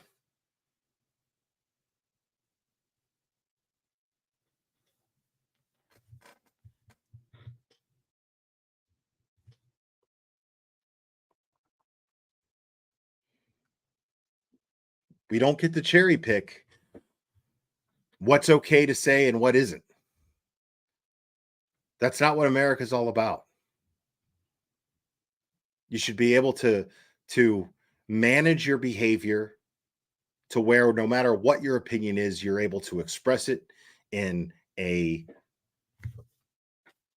manner of which that is peaceful.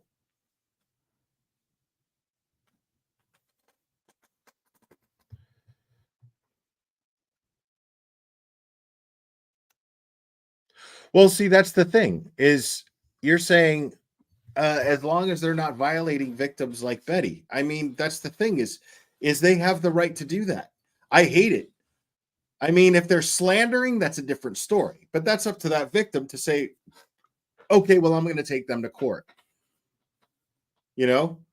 But the thing is there were times where I saw Betty out there with a bullhorn yelling and screaming, and I was streaming her and making jokes and making fun of her. Absolutely. But if I saw that she wasn't doing anything wrong, and I saw that she got hauled off in handcuffs for simply yelling through a bullhorn, well, then I would have spoke up on her behalf. Absolutely 100%.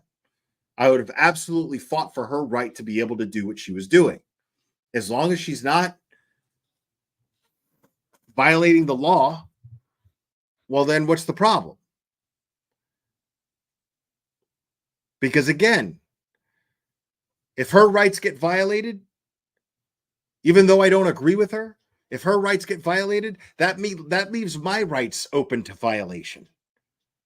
And I can't have that. I love my freedom of speech way too much. I love it way too much.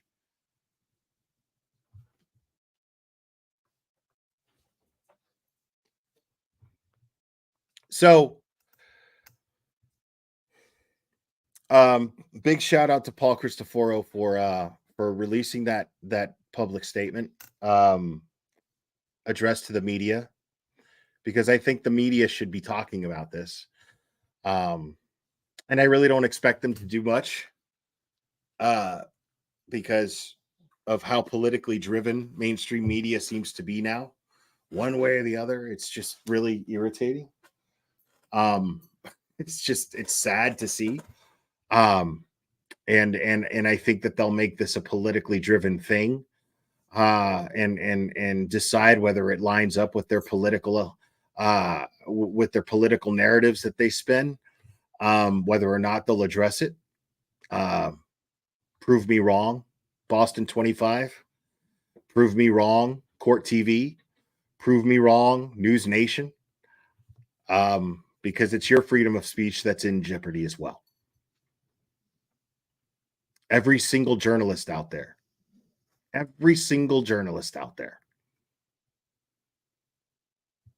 Your rights are being impeded on. Period.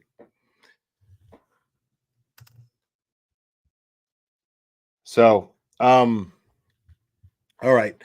I'm going to start getting into this this motion, or the dismissal, the denial of the case dismissal here.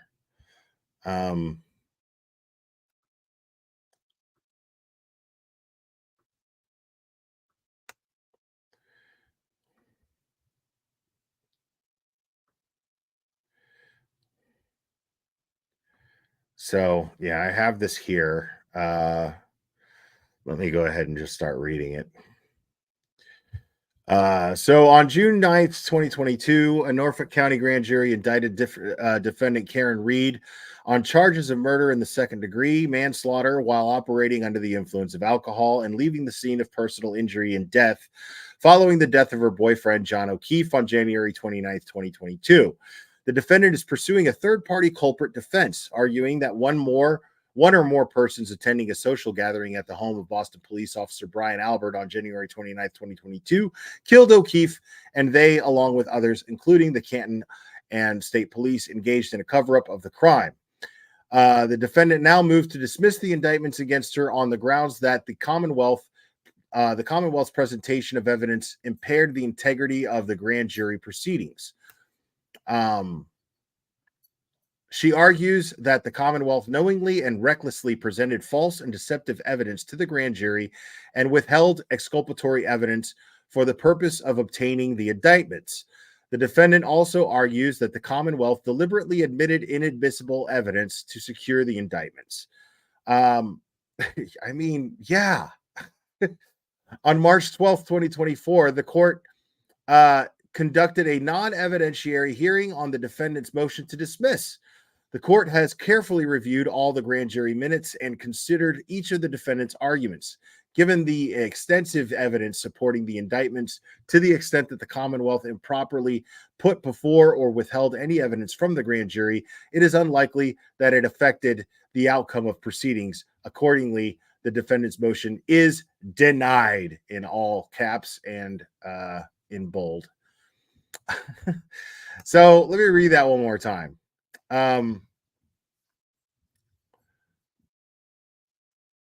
Given the extensive evidence supporting the indictments, to the extent that the Commonwealth improperly put before or withheld any evidence from the grand jury, it is unlikely that it affected the outcome of the proceedings. Accordingly, the defendant's motion is denied. Okay, so here's something that just jumps out to me here, where she says it is unlikely that it affected the outcome of the proceedings. So here she's actually acknowledging. She's acknowledging, not denying. She's denying the motion for dismissal, but she's not denying that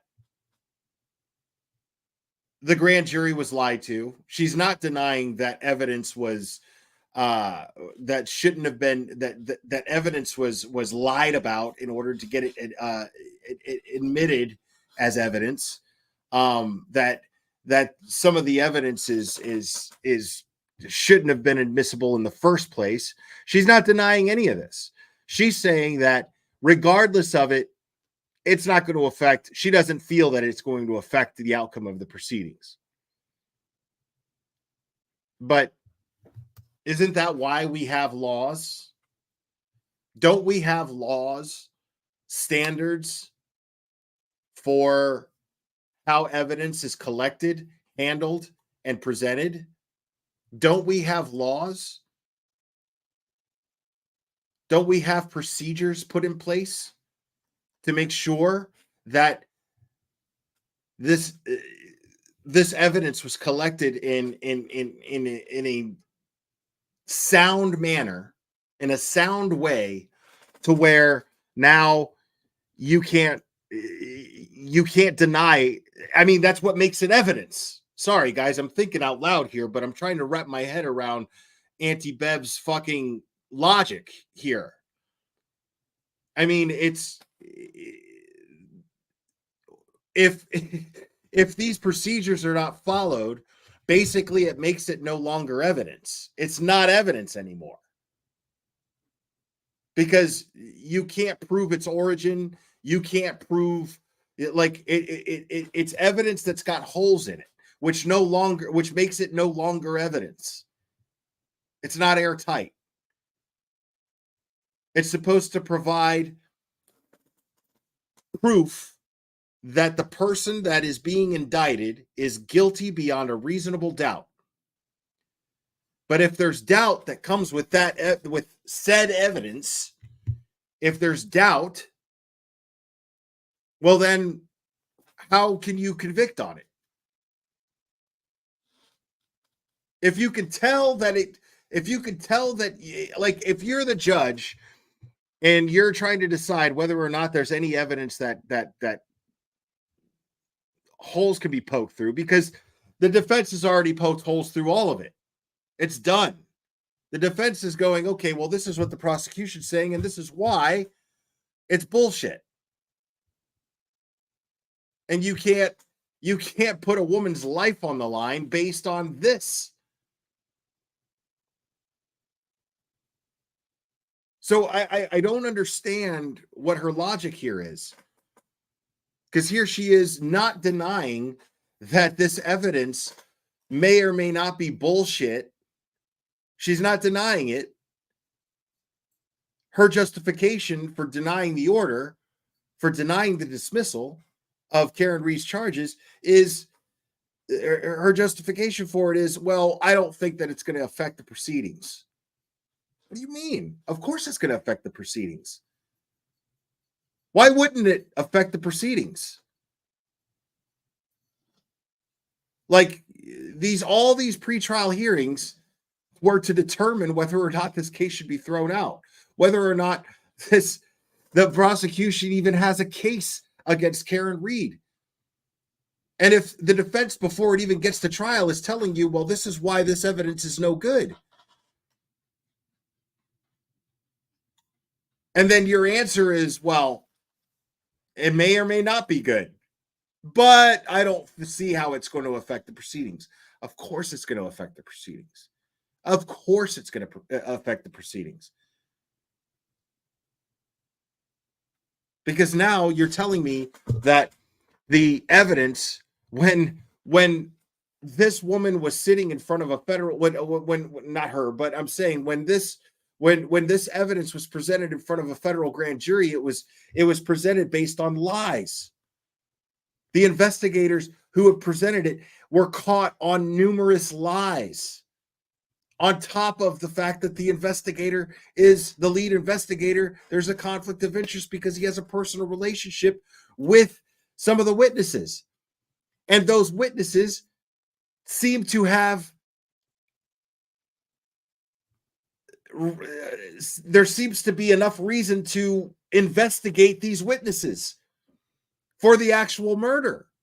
There's plenty of evidence to indicate that there's reason to investigate them. That right there should be enough to dismiss this case. That alone should be enough to dismiss this case. And that's nobody's fault but the investigators. That's nobody's fault but Proctor's, Tully's, Buchanan's. That's nobody's fault but them. And Michael Morrissey and Lolly. It's their fault. Nobody else. And now it's on Judge Bev.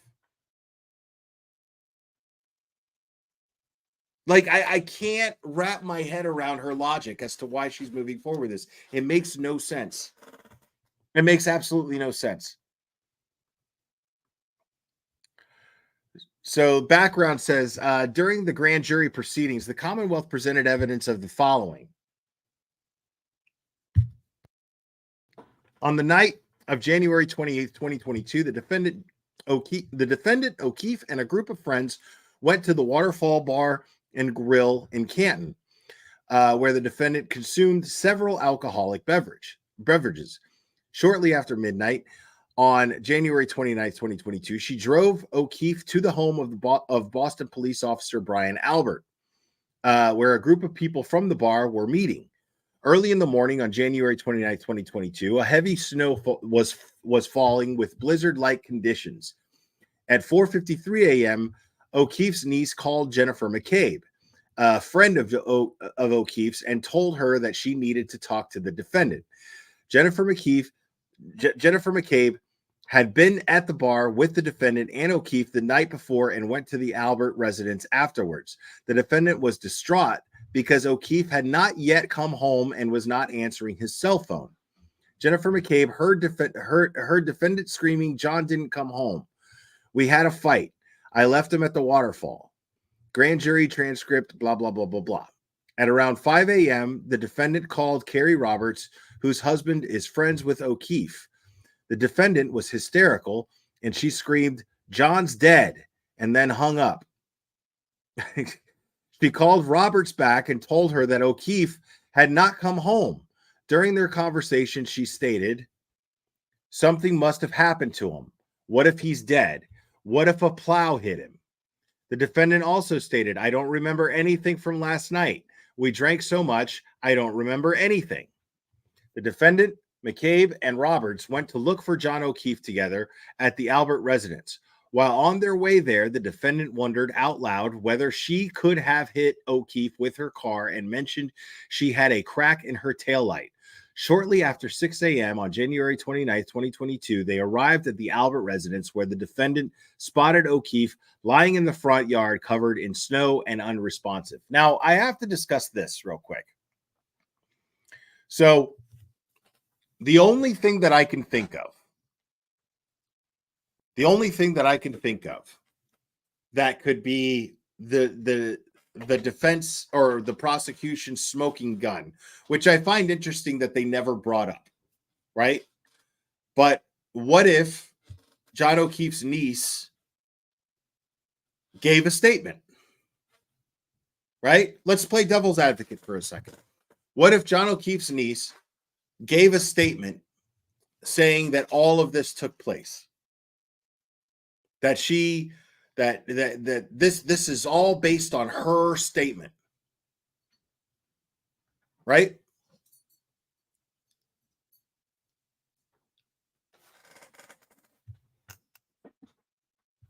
You guys know where I'm going with this? So, because these are things that I've never heard before. Maybe I wasn't paying close enough attention. But these details, as far as what happened on the phone, where Karen Reed claims to have told Jen McCabe, of all people, John's dead. Right? And also says, "I left him at the waterfall." Right? So,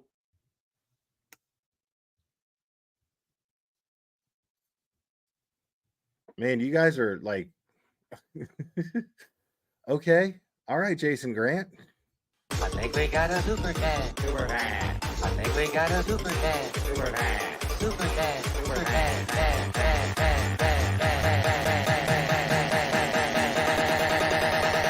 I think we got a super cat.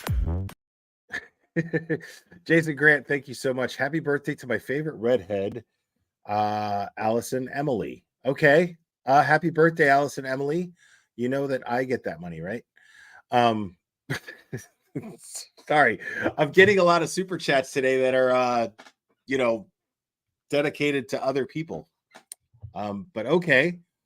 I appreciate it though. So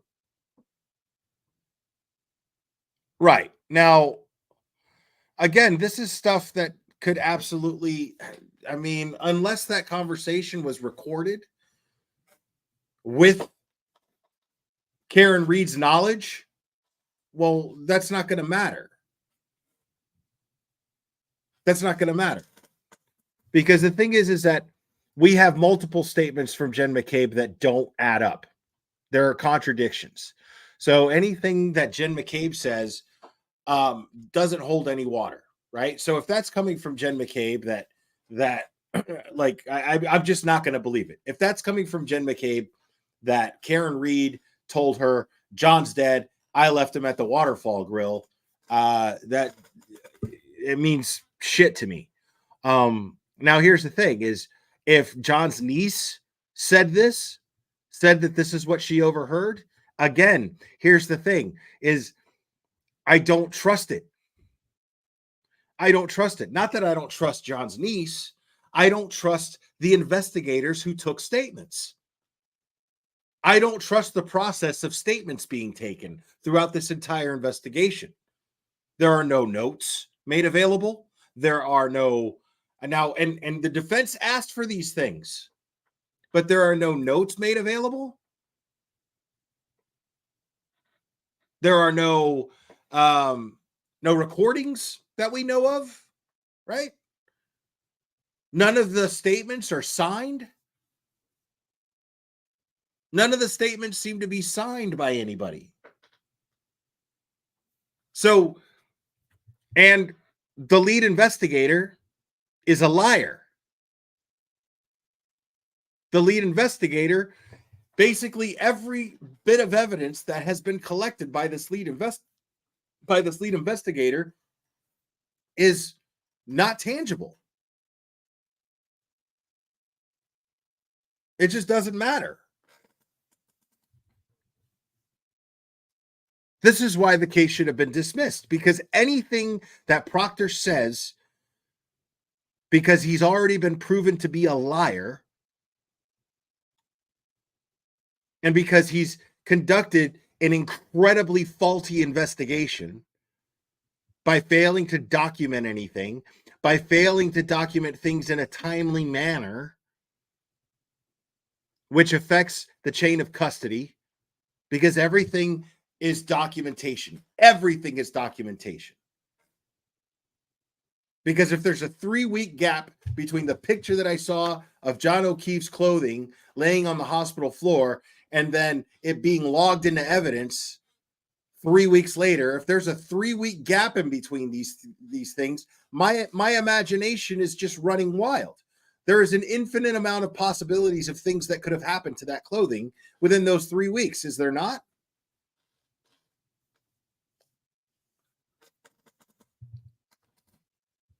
So that's the thing, is I don't trust anything said by any of these investigators. So even if John O'Keefe's niece supposedly has some sort of, she's a minor, are you going to put her on the stand?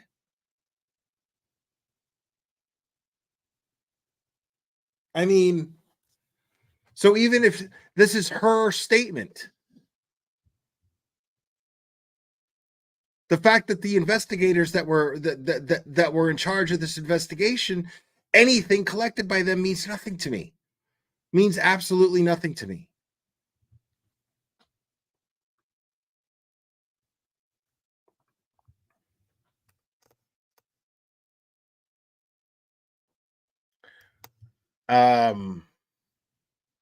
We had a fight. I left him at the waterfall. Okay, so the defendant was distraught because O'Keefe had not come home yet and was not answering his cell phone.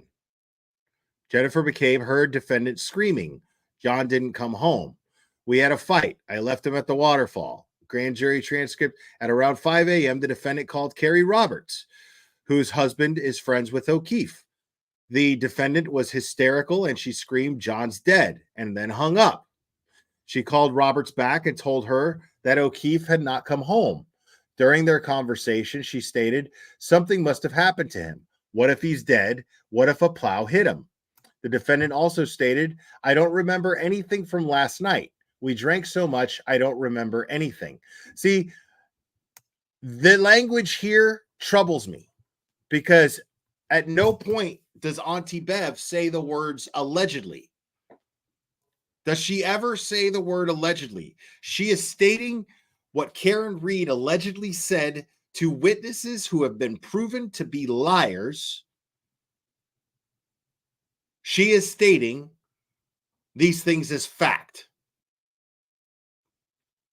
I find that very troubling. So Auntie Bev is sitting here saying that all of these things that she's quoting Karen Reed as saying, she's saying them as fact.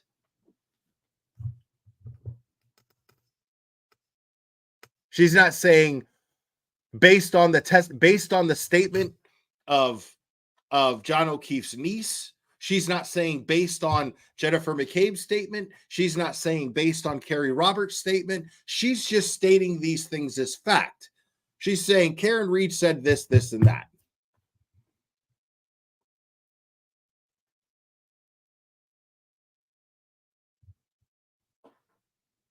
But we're just supposed to be like, okay.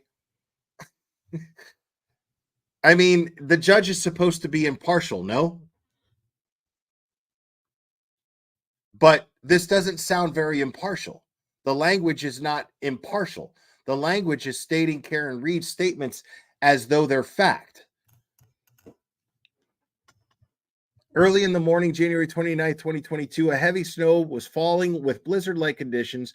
At 4:53 a.m., O'Keefe's niece called Jennifer McCabe, a friend of O'Keefe's, and told her that she needed to talk to the defendant.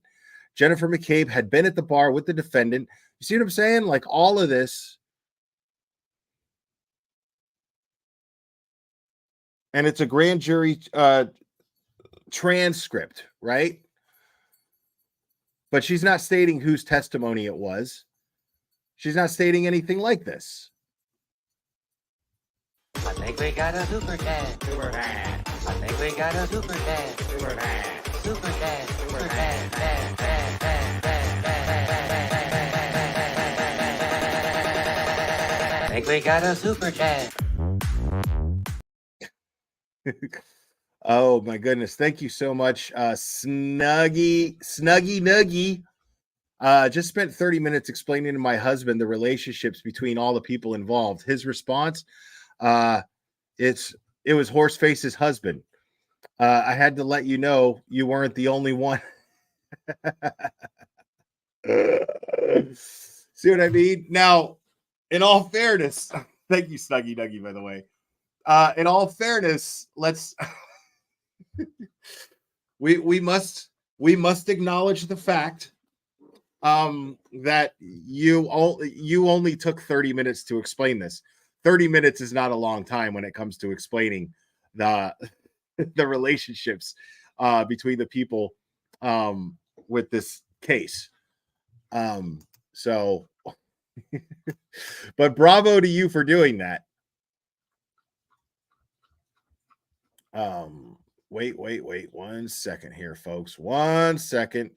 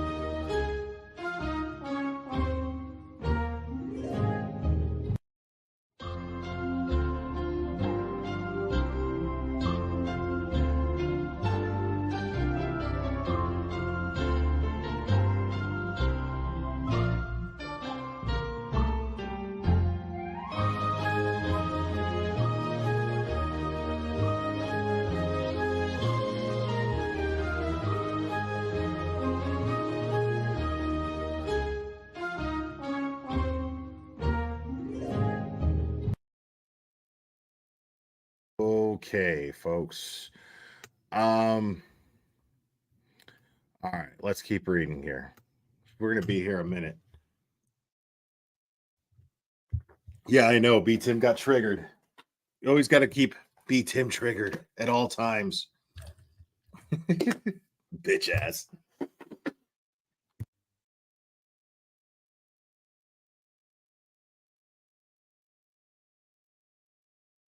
Okay.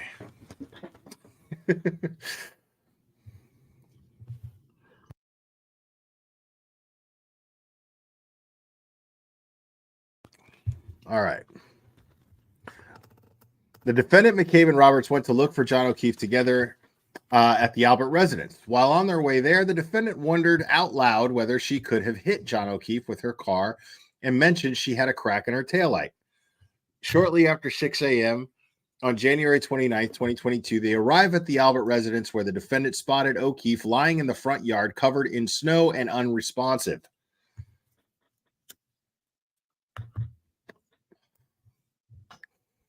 When the paramedics arrived and asked what happened, the defendant, who was hysterical and inconsolable, repeatedly stated, "I hit him, I hit him." The paramedics transported O'Keefe to the hospital where he was pronounced dead. The medical examiner ruled the cause of death as blunt impact injuries of the head and hypothermia. She did not see any obvious signs of an altercation or a fight. Wow. Okay. So I guess that's based on the paramedics testimony. So yeah. So no obvious signs, right? No obvious signs from a paramedic. So I guess bruised knuckles are not an obvious sign of a fight. Two black eyes are not an obvious sign of a fight. Bruising to the head, not an obvious sign of a fight. Scratches all up and down, scratches and bite marks all up and down someone's arm. Nothing to indicate a fight. Just, clearly what is the most the injuries that are most inconsistent with being hit by a car and more towards a fight. No indication, no obvious signs of a fight or an altercation, right? Let's get real. During the subsequent police investigation, officers discovered pieces of a taillight and a broken cocktail glass at the scene. We all know about that. They seized the defendant's vehicle, which had a shattered rear taillight and scratches on the bumper. A forensic toxicologist opined that the defendant's blood alcohol level around 12:45 a.m. on January 29, 2022 would have been between 0.13% and 0.29%. Now, again, pay attention to the language, folks, because I find that shit fascinating. A forensic toxicologist opined that the defendant's blood alcohol level around 12:45 a.m. on January 29th, 2022, would have been between 0.13 and 0.29. Now, again, pay attention to the language. First of all, right, Rubicon, that is a huge variation. But also, they opined that her blood alcohol level would have been.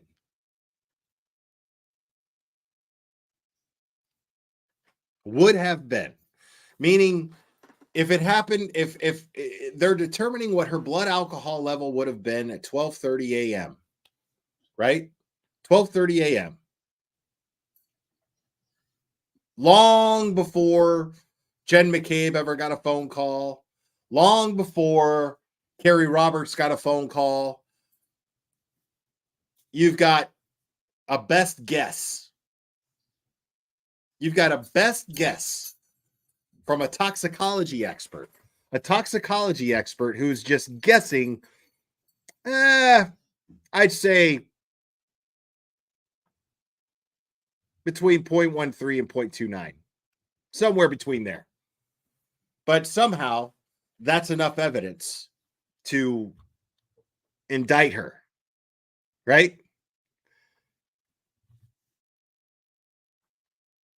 Right. You can't opine a blood alcohol. Either you tested her or you didn't.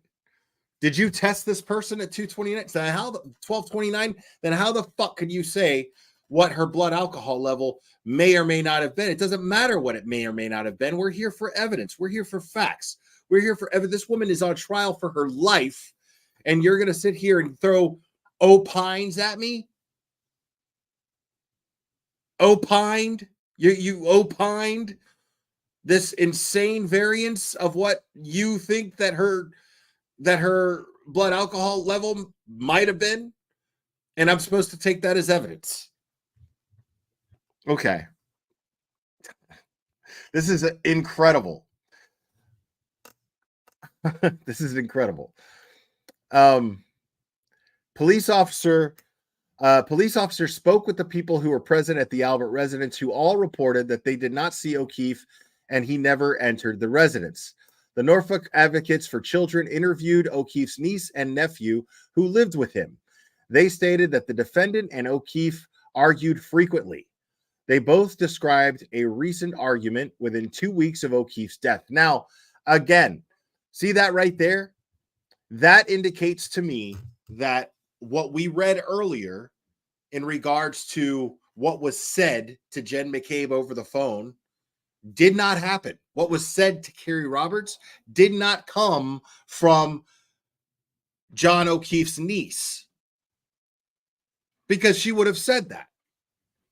Because now enter John O'Keefe's niece's testimony or statement, right?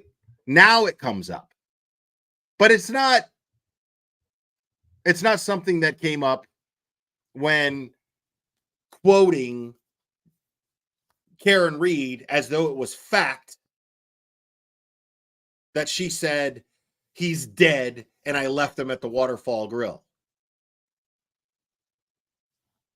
I mean, this is incredible to me.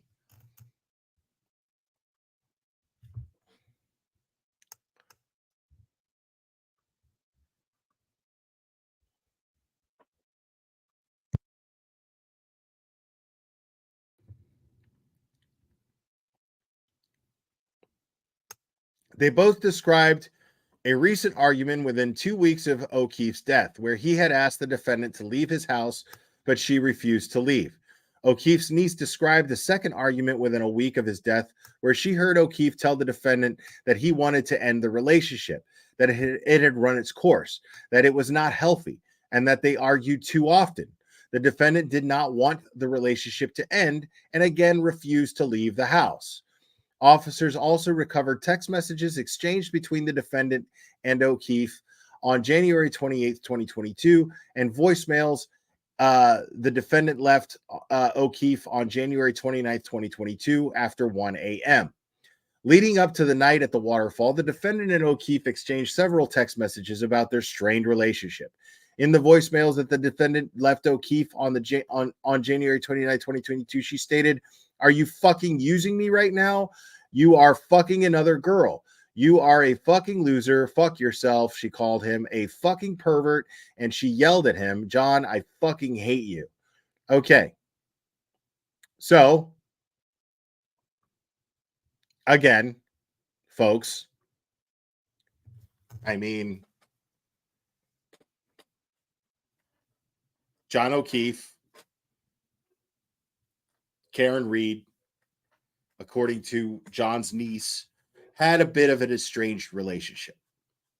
I wouldn't say estranged, but they had, it was rocky. It was not without its flaws. Let's say that, right? That they fought, and there were times where he would be like, "Dude, you need to get the fuck out of here." Right? Yet, an interesting thing, though, is John O'Keefe met up with these people because he knew Jen McCabe, right? Jen McCabe and he had a relationship. Platonic. Okay? I want to be clear about that. Platonic, that we know of, right? But make no mistake, he's got kids. Karen Reed doesn't have kids of her own. John O'Keefe has taken on his siblings' children who passed on untimely, and now he's taken on their children as his own. And apparently, Jen McCabe's kids are around the same age, and they would have play dates together. They would hang out. So Jen McCabe and John O'Keefe, it was fair to say that they were close to a certain degree. Like I said, I'm not implying that anything romantic took place. What I'm saying is it is not unreasonable for Karen Reed, under the influence of alcohol, to feel insecure about John O'Keefe going into a home late at night where this person, who happens to be someone that she may feel threatened by, is hanging out. Someone who he has been texting, someone who he has been calling, someone who he has been directly in contact with in order to get directions to 34 Fairview. Jennifer McCabe was his John O'Keefe was Jennifer McCabe's +1 into 34 Fairview after the night of drinking in public places. Now it's a house party, right? So it makes sense to me that Karen Reed might be irrational and might say, you know what? Fuck you, dude. Now, what doesn't make sense is that she would do this after she had hit him with the car. That makes no sense. Why would she create a motive? Why would she create a motive for killing? Because there was no motive, really. If this is probable cause to indict her, these voicemails and these texts accusing him of sleeping with someone else, not wanting the relationship to end, saying, I hate you, screaming into the voicemail box, I hate you, you're sleeping with someone else, I fucking know it, blah, blah, blah, blah, blah. Why would she create that motive for herself after she had hit him? If she was trying to cover it up, it makes no sense. It makes no sense. Of course she's going to feel insecure if she's been drinking and he's going and hanging out. If their relationship is on the rocks, if their relationship is in jeopardy, and then there's this other female that he's going to hang out with in the middle of the night at a house party without her, without Karen Reed, of course she's going to feel threatened. But why would she create that motive? It makes no sense. But, we're just supposed to believe that that's what she would do. Is she would plan all of this, right? She's going to go and deliberately hit John's car, and then she's going to call Jen and say he's dead, right? But somewhere in all of this, she's calling John's voicemail and screaming and yelling and saying, I hate you because you're fucking somebody else.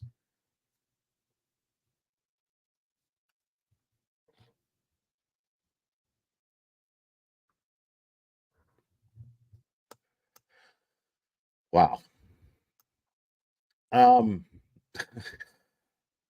The legal standard says a defendant may be entitled to dismissal of an indictment if the integrity of the grand jury was impaired by a prosecutor's improper conduct in the introduction of certain evidence. Sort of, kind of like, I don't know, having investigators sit up on the grand jury stand and lie. Like that, maybe? I don't know. The heavy burden to show impairment of the grand jury proceeding is borne by the defendant, which I believe the defendant met, but okay. The defendant must establish that the Commonwealth knowingly or recklessly presented false or deceptive evidence to the grand jury. They did that, or at least gave a reason to believe that they did. Plenty of reason. The evidence was presented for the purpose of obtaining an indictment, and that the evidence probably influenced the grand jury's decision to indict.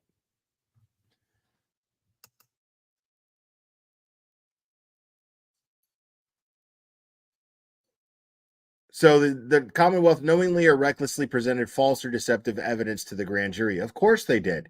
You know what makes me think that they did that?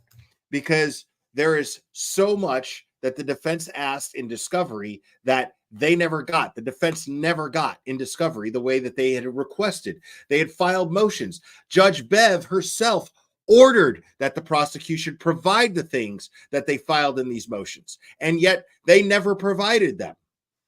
And yet Judge Bev joked about it. She laughed. She made an unprovoked joke about the Commonwealth, about Lolly specifically, not following her orders when motions are filed. She joked about it. So it's not like she's just so incompetent that she didn't realize that the Commonwealth is failing to provide or follow through with the orders that she orders in court. It's not like it's just going over her head. She knows. She acknowledged the fact that she ordered something and the prosecution never came through with it. She acknowledged this, that they just basically blew her off. She acknowledged this by joking about it. That's undeniable. She acknowledged this by joking about it.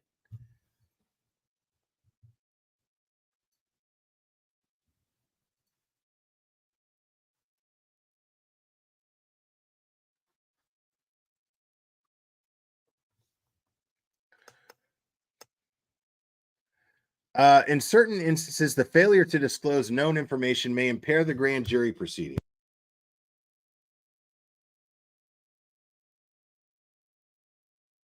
Prosecutors are not required in every instance to reveal all exculpatory evidence to a grand jury. Okay, but they have to do so prior to trial. Now, let me word it like this, actually. Okay, they may not be required to present all exculpatory evidence to the grand jury. That's possible. Okay, fine. Maybe that's true. I don't know. But I would think that when the judge orders them to provide this exculpatory evidence and then they just say no, they basically say fuck you, right? I'd say that would probably be cause for a mistrial, or not a mistrial, a dismissal, excuse me. Wouldn't that be cause for dismissal? I mean, simply like if the defense is saying, okay, there's this exculpatory evidence and they are failing, it's possible exculpatory evidence, and they are failing to provide it to us. Judge, we need you to order them to provide this to us. And then the judge says, okay, that's fair. Sure. And then orders the prosecution to provide it to the defense, and they never do. And then your response to this is to joke about it. Well, then, yeah, I'd say that that's grounds for dismissal. I mean, I'm not a lawyer, but it sure sounds like it.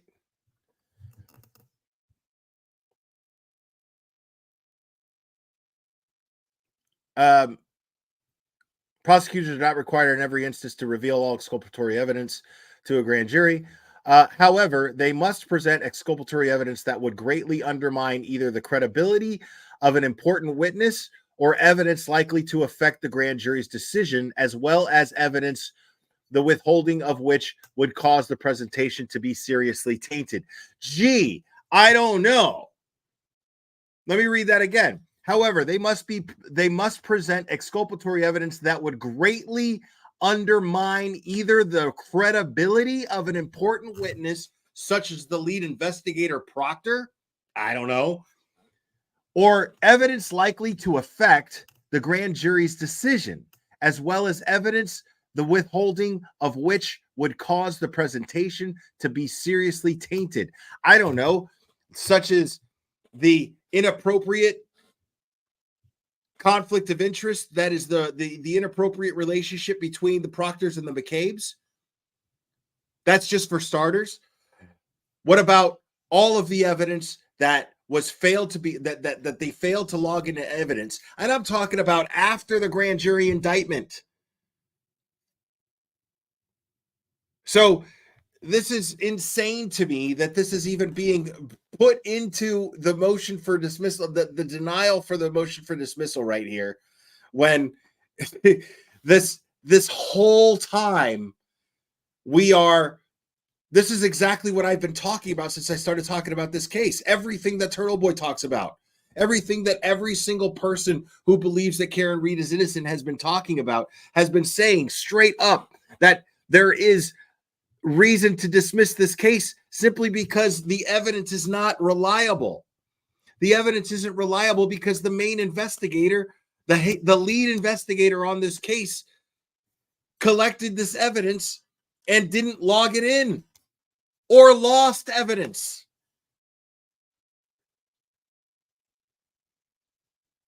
I mean, I don't know, man. It feels like the metadata and the device used to take the crime scene photographs would be pretty important evidence. And yet they just say it no longer exists. But let's move on with trial, right? This makes no sense.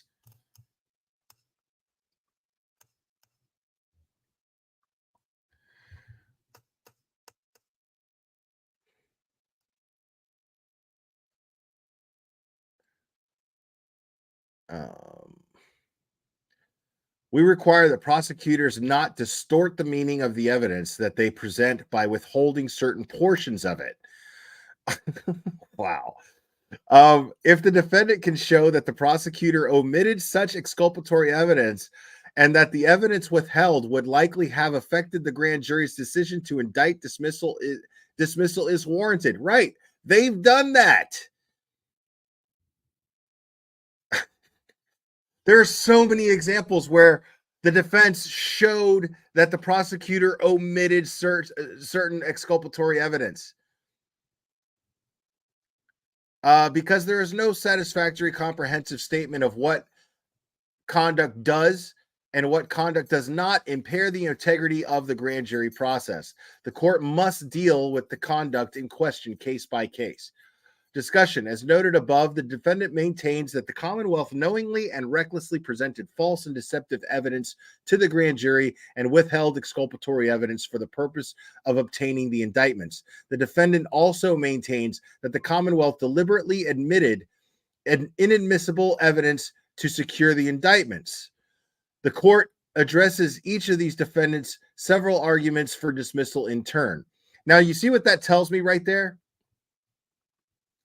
So right there, that tells me that she's basing her decision on whether or not the prosecution has admitted into evidence inadmissible evidence, right? And the defense has laid out a strong case as to certain evidence that should absolutely be inadmissible, considering the chain of custody, considering the conflict of interest by the lead investigators, considering that the partner of the lead investigator knew of the inappropriate relationship and of the conflict of interest. He knew about it. Buchanan knew about it, right? So when you take these factors, what this tells me, and this scares the shit out of me, is she's already planning on admitting this stuff that should not be admitted as evidence, but she's going to approve it as evidence that's admissible. The defense is going to argue that it's inadmissible, and then she's going to go, nope, I'm going to go ahead and say that it's admissible. The reason why she's going to do this, the reason why I fear that she's going to do this, and the reason why I am certain that she's going to do this is because she is going to have to do that. She is going to have to approve and admit evidence that is inadmissible in order to cover her own ass for making this decision right here. She is stuck. Now she has to admit it into evidence once it's presented. She has no choice. Because if it turns out to be inadmissible, well, then she should have dismissed this case in the first place, right?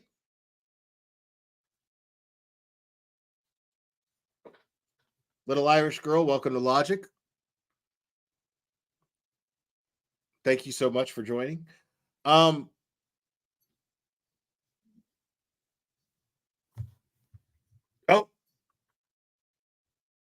hold on. This is just for I think we got a super cat. Super cat. I think we got a super cat. Super cat. Super cat. Super cat.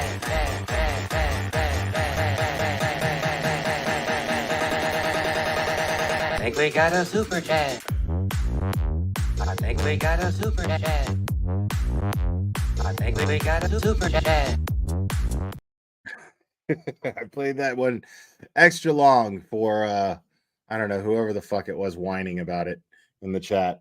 That was just for you, or whatever the fuck your name was.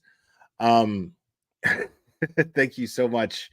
No Strays Enterprises, thank you so much. Just to be clear, the lead investigator, Canton PD, Stades, and the DA, the prosecutor, the judge, and the feds and Dog are all in on this. Got it. Yeah. Yeah. Pretty much. Yeah. Yeah. I wouldn't be sitting up here talking about it if it wasn't that fucked up. It is absolutely that fucked up. The whole reason why I'm here at this point is because it is exactly that fucked up as you just described it. But thank you. I appreciate it. No Strays.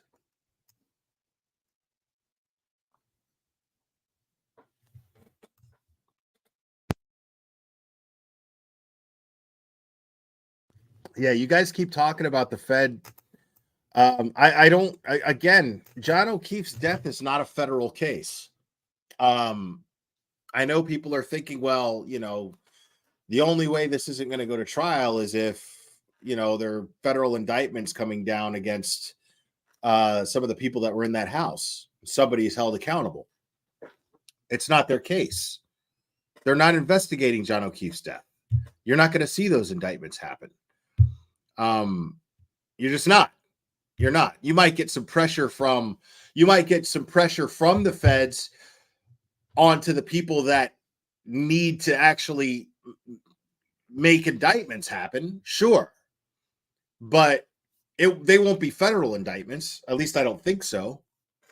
The feds are not investigating John O'Keefe's death. They're only investigating the district attorney's office that is prosecuting the case. That's it.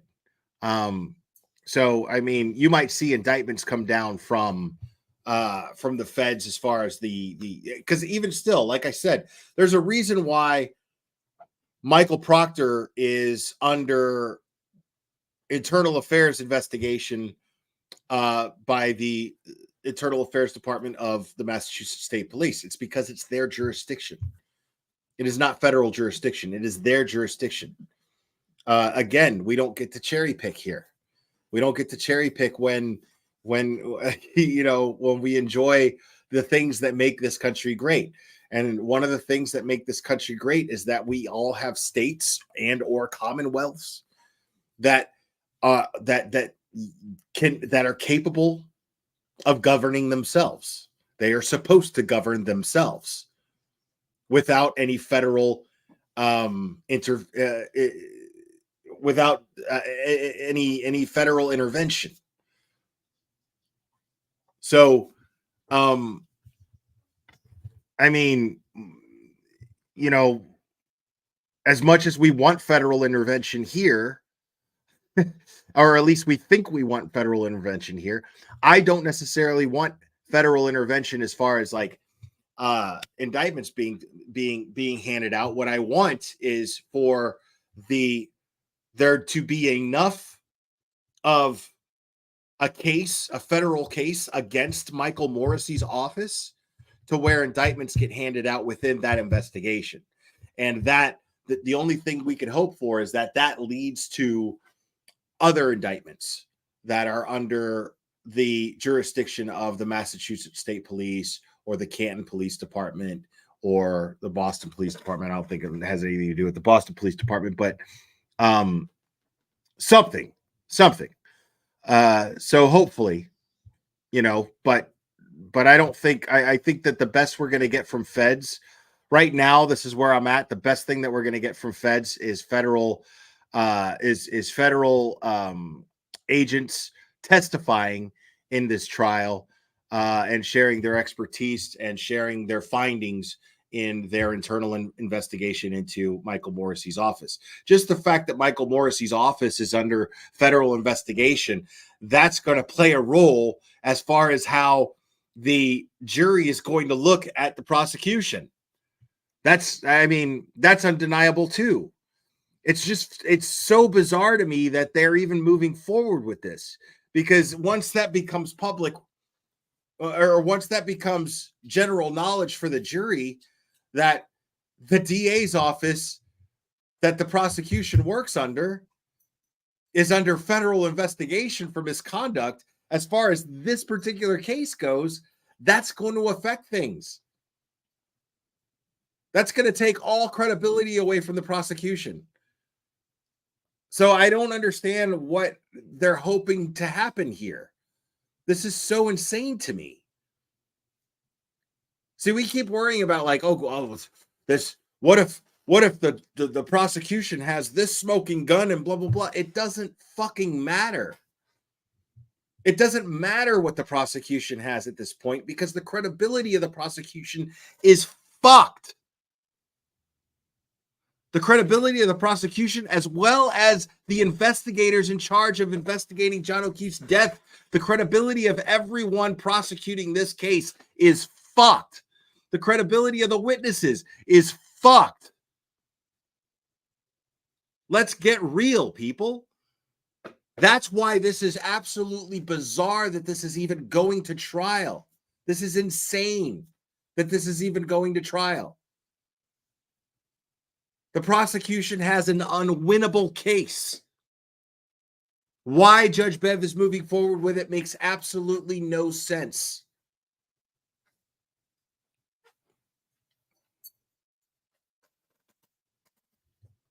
It's incredible to me, man.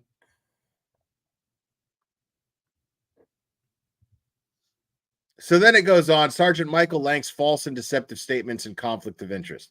The defendant argues that Canton Police Sergeant Michael Lank, who is one of the first police officers to arrive at the scene on the morning of January 29, 2022, gave false and deceptive testimony to the grand jury and withheld evidence of his personal relationship with the Albert family. Right, he sure did. Specifically, the defendant contends that the Commonwealth and Sergeant Lank gave false and deceptive testimony to the grand jury regarding purported admissions made by the defendant, gave deceptive testimony as to the reason the state police took over the investigation from the Canton Police Department, and withheld exculpatory information as to Sergeant Lank's long-lasting relationship with members of the Albert family. The defendant's statements at the scene. With respect to the first argument, Sergeant Lank testified, so officers that were there prior to my arrival had attempted to speak with Reed, but from what I had gathered from them, she was too hysterical and was unable to really assist us in any way. The only information they were able to retrieve from her is that she could not recall whether or not she had been there. Okay. The defendant contends that this testimony impaired the grand jury proceedings because it was not based on personal observations, distorted the defendant's statements to the responding officer, and strongly suggested an admission of guilt. After careful review, the court concludes that the testimony does not meet the standard for dismissal. Okay, let's go over this one more time. Sergeant Lank testified, so officers that were prior to my arrival had attempted to speak with Reed, but from what I had gathered from them, she was too hysterical and was unable to really assist us in any way. The only information that we were able to retrieve from her is that she could not recall whether or not she had been there. Okay, what the fuck does that have to do with whether or not there was a relationship between Lank and the Alberts and whether or not he testified to this fact in front of the grand jury? Why did she pick that excerpt of his testimony to the grand jury to make her point? I mean, in one sentence, she's sitting here saying, well, the defense is saying that this guy was dishonest about his relationship with the Alberts. Okay, we know that for a fact. That happened. The fact that he left this out to the grand jury is the issue. What the fuck does that excerpt have anything to do with what the defense is claiming? This is bizarre. So I got to read that one more time. The defendant argues that Canton Police Sergeant Michael Lank, who was one of the first police officers to arrive at the scene on the morning of January 29, 2022, gave false and deceptive testimony to the grand jury and withheld evidence of his personal relationship with the Albert family. Specifically, the defendant contends that the Commonwealth and Sergeant Lank gave false and deceptive testimony to the grand jury regarding purported admissions made by the defendant, gave deceptive testimony as to the reason the state police took over the investigation from the Canton Police Department, withheld exculpatory information as to Sergeant Lank's long-lasting relationship with members of the Albert family. Okay, so why is this part of his testimony highlighted here by Canoni? Has nothing to do with what the defense is claiming. Has absolutely nothing to do with what the defense is claiming. It goes on to say the defendant contends that the testimony impaired the grand jury proceedings because it was not based on personal observations, distorted the defendant's statements to the responding officers, and strongly suggested an admission of guilt. After careful review, the court concludes that this testimony does not meet the standard for dismissal.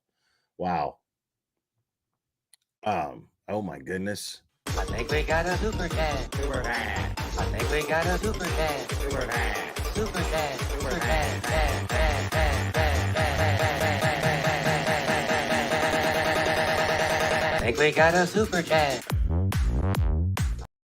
It's Scott McGinnis. Thank you, buddy. Newsflash: Coffindoffer was right. John O'Keefe was hit by the plow driver after the dog bit him, but plow driver was a McAlbert, so they framed Karen Reed. Arrest Lucky the plow driver. Oh my God, dude. Get the fuck out! I'm just kidding, Scott. Thank you, buddy. Appreciate it.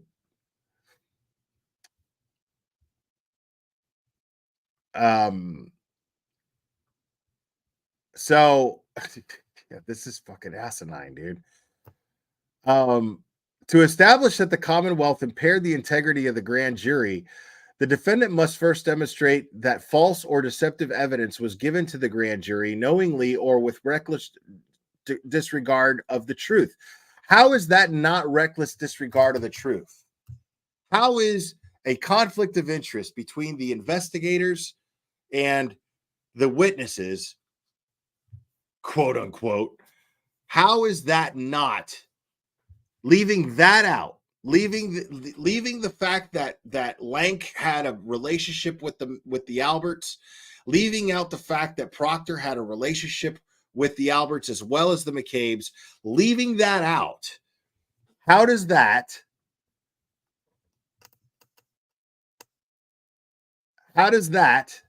not knowingly or with how does that not fall under knowingly or with reckless disregard of the truth? That's absolutely a reckless disregard of the truth. How is that not a reckless disregard of the truth, being that there is a major conflict of interest here between the responding officer, the only one, the first one to enter the home of the Alberts home, the very first one. This was kept from the grand jury that he had a personal relationship with the owner of that home, the owner of the home where the crime scene took place, right? How is that not?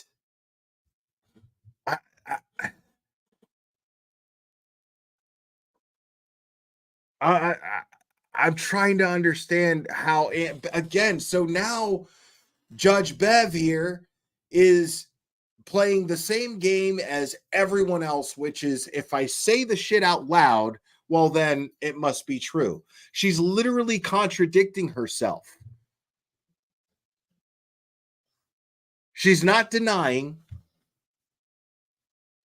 and she's acknowledging the fact that there is this personal relationship between Lank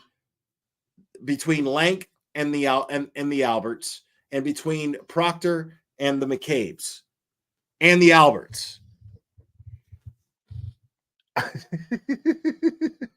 think we got a super dad. Super dad. I think we got a super dad. Super dad. Super dad. Super dad. Dad. Dad. Dad. Dad. Dad. think we got a super chat. I think we got a super chat. I think we got a super chat. I think we got a super chat. Super chat. Oh, I'm sorry. Paul Christoforo. Yeah, I had to play the whole damn clip for you, man. Play that super chat song one more time for Cherry. Thanks. Well, anything for Cherry. I'd do anything for Cherry. Cherry is the light of my life.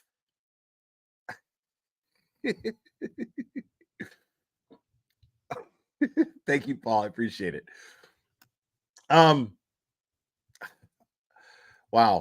To establish the Commonwealth impaired the integrity of the grand jury, the defendant demonstrated blah, blah, blah, blah, blah, evidence of the grand jury, knowing the truth.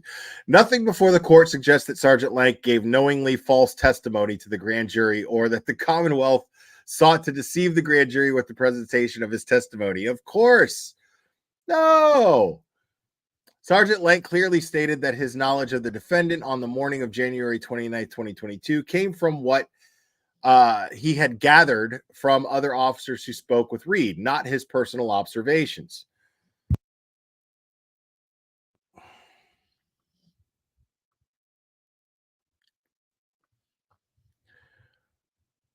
This is just incredible. This is,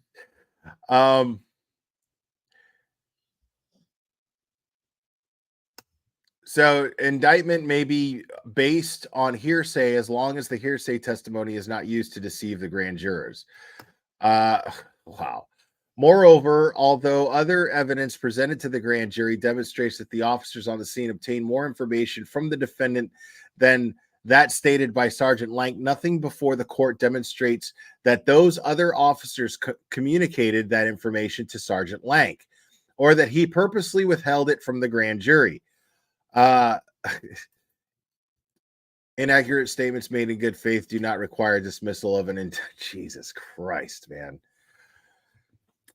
Even if Sergeant Lank knowingly or this should be fucking beautiful. This should be just fantastic.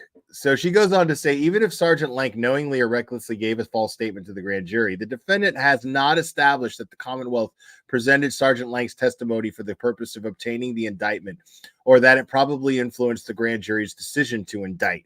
Give me a fucking break. Why are you even in front of a grand jury if not to indict the person you're there to indict? What do you mean? Colleen Forth, member for 3 months. Thank you so much. Thank you for your passion. Read the motion. I'm BS. No, or it's BS. I think you're saying it's BS. But thank you, Caroline. Sorry, excuse me. And welcome. So this is bizarre. This is Twilight Zone shit.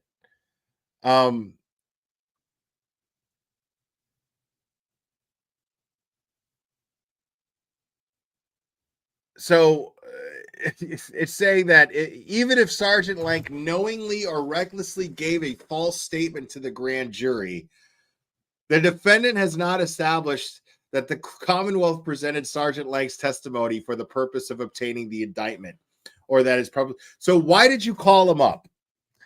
If not for the purpose of obtaining the indictment, that you're all there to indict, you're there to indict Karen Reed. So for what purpose would you even call Lank up there? For what purpose would you have Sergeant Lank testify in front of the grand jury if not to get an indictment against Karen Reed?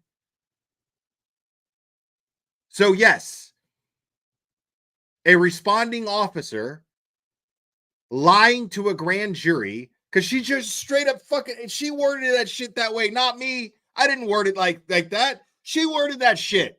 She said, even if he lied. I'm going to read that one more time. Look at what it says here.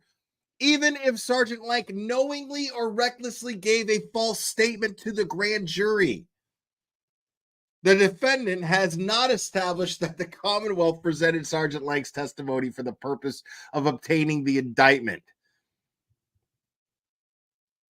or that it probably influenced the grand jury's decision to indict. Of course, it influenced the grand jury's decision to indict. He's one of the responding officers. Of course. Wow.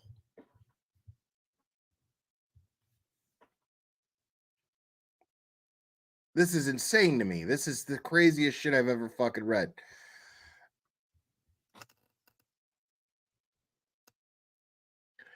Prior to Sergeant Lake's testimony, the 3 police officers who were first on the scene testified before the grand jury as to their firsthand observations of the defendant and statements she made. Canton Police Officer Stephen Seraph described the defendant as very, very distraught, very upset. She kept loudly and hysterically saying, "This is my fault, and I can't believe this happened."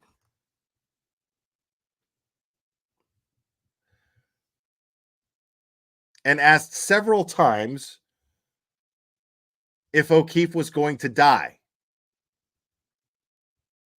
Oh my goodness. I think we got a super chat. Super chat. I think we got a super chat. Super chat. Super chat. Super chat.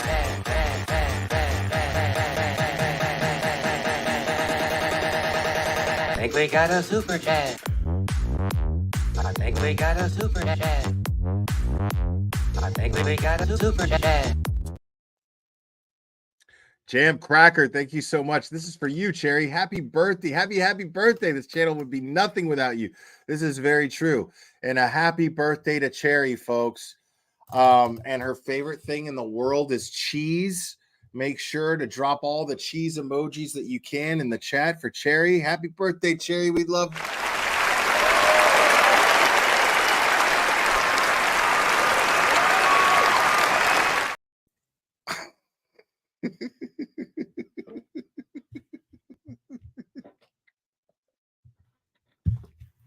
Come on, cheese emojis, folks. Cheese emojis. There they are. There they are. There they are. There we go.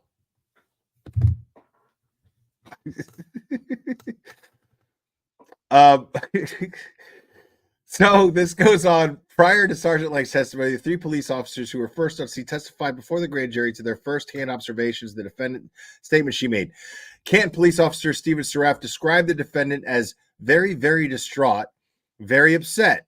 She kept loudly and hysterically saying, "This is my fault, and I can't believe this happened," and asked several times if O'Keefe was going to die. Canton Police Officer Stephen Mullaney described the defendant as hysterical and distraught and repeatedly screaming, "Is he dead?" And "That's my boyfriend."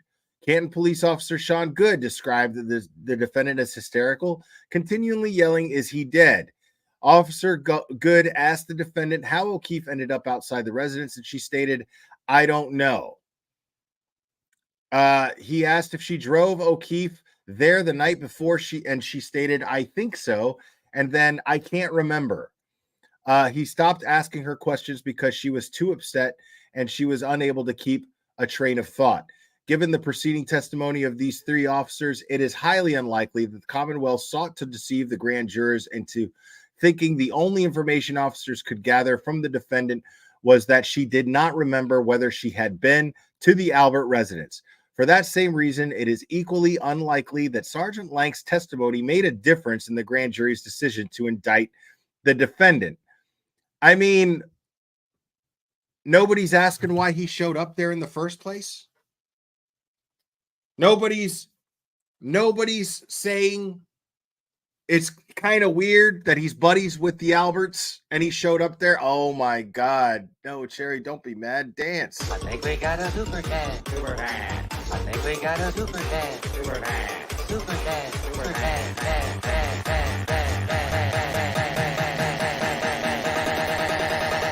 I think we got a super chat. I think we got a super chat. I think we. Street Squirrel, thank you so much. Happy birthday, Cherry. Yes. Happy birthday, Cherry. Fantastic.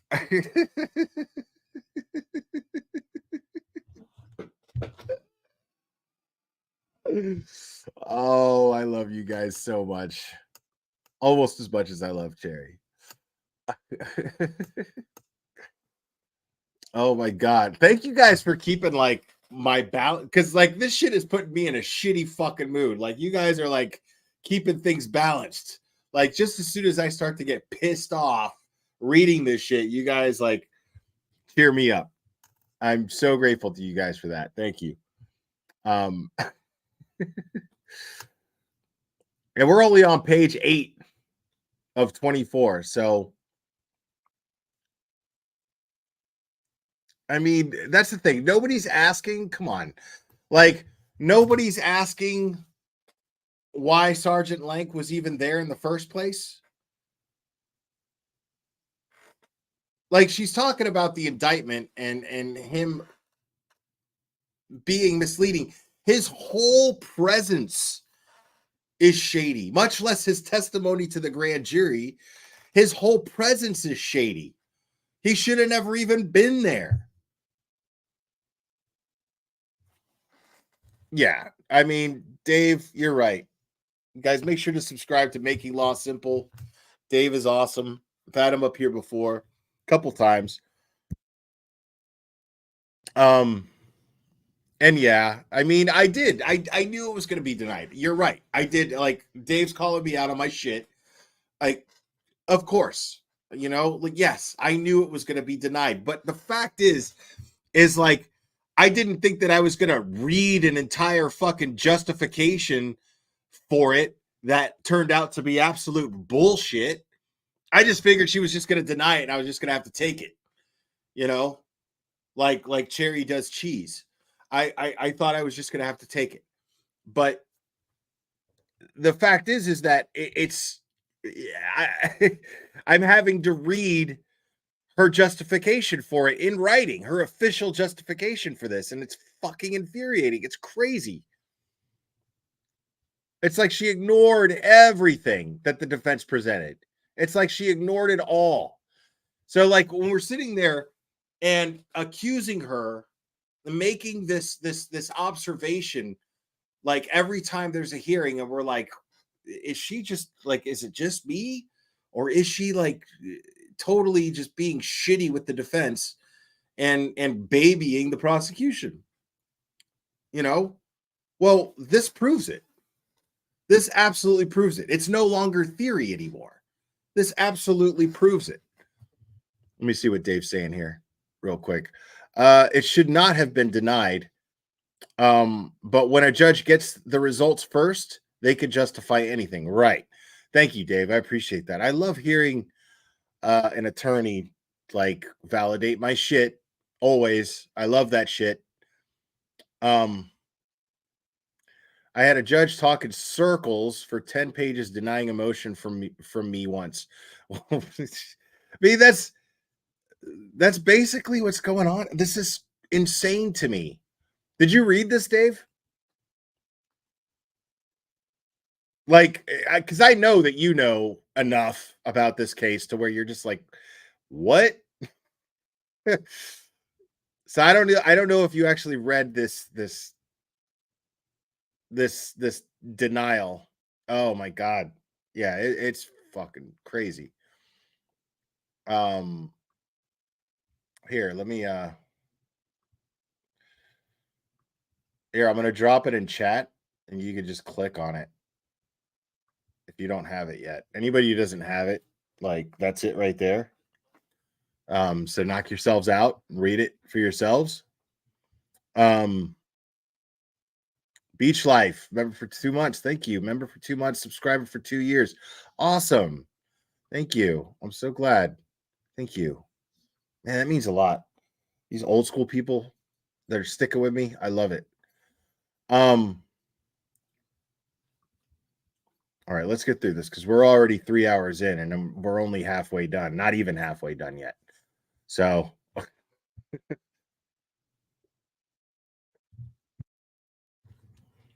because I spent an hour ranting about tragedy pimps.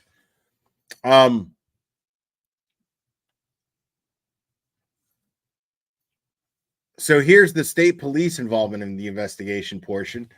The defendant also argues that Sergeant Lank gave deceptive testimony as to the reason the state police took over the investigation from the Canton Police Department. Specifically, the defendant contends that Sergeant Lank's testimony from the state police assumed jurisdiction and took over the investigation as soon as it was determined that O'Keefe was deceased, was an effort to conceal the fact that the Canton police lost jurisdiction in the case because their agency was conflicted.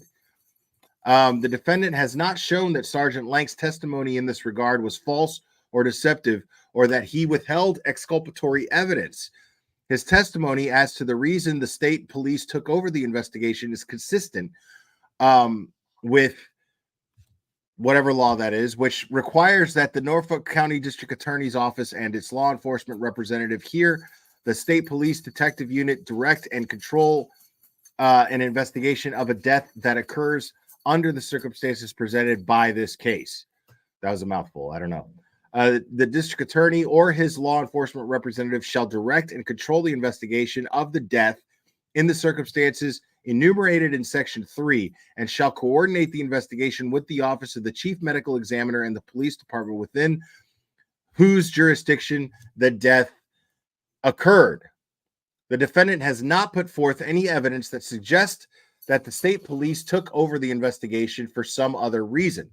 The defendant refers only to the Boston Globe article wherein Norfolk County District Attorney Michael Morrissey is quoted as saying the Canton Police Department recognized a potential conflict early on and recused itself from the case. This article is neither competent evidence the court can rely upon for purposes of this motion, nor does it lead to the conclusion that Sergeant Lank falsely testified that the state police took over the investigation once it was determined O'Keefe was deceased. Moreover, because the state police directed and controlled the investigation and the Canton police officers testified only as to their involvement when O'Keefe's body was first discovered, it is unlikely that if the grand jurors had known the Canton police had a conflict in connection with the investigation, it would have had an impact on their decision to indict. So basically what she's saying there in a nutshell, what I'm gathering is that she's saying it doesn't matter whether or not it was determined that the state police took over the investigation for whatever reasons that they took it over. Even if they took it over for shady reasons, right? In order to control the narrative, in order to frame Karen Reed, right? Let's just say hypothetically, if that's why the state police took over the investigation, was to basically frame Karen Reed, to have control over all the evidence, it doesn't prove that it doesn't say that the indictment was that it would have changed it would have changed the grand jurors' decision to indict, is what they're saying, regardless of whether or not. So basically, I'm going to word that again without the brain farts, excuse me. So basically what Judge Bev is saying here is that even if it turns out that the state police took over, and you even prove this, that if the state police took over this investigation in order to frame Karen Reed, it would not have swayed the grand jury's decision to indict, which I think is bullshit. I think it's absolute bullshit. Like, what do you mean? So just because things were left out of the grand jury, because she's going based on everything that was said in the grand jury testimony, right? That's what she's saying. Everything that was said in the grand jury testimony. She's basing everything on the grand jury testimony by officers, first responders, witnesses.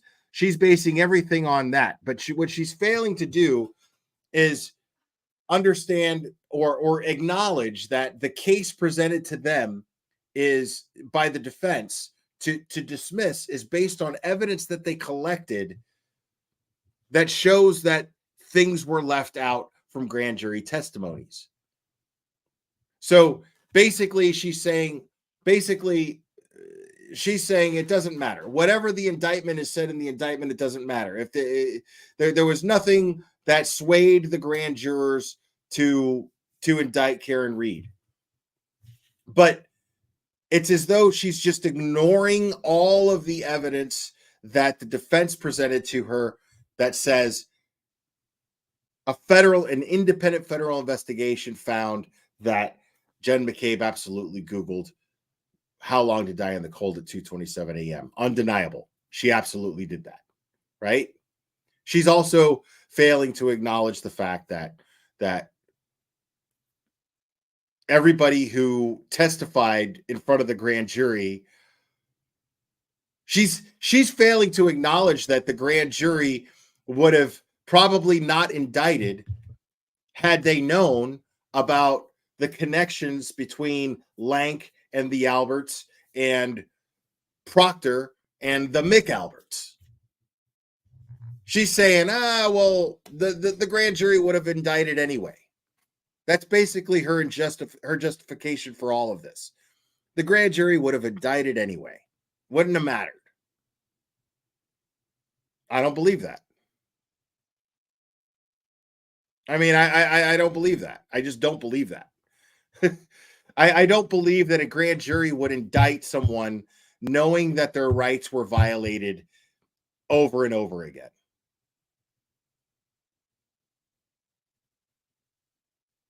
That there is just an inner circle of a conflict of interest taking place that absolutely influenced this investigation. It cannot be denied.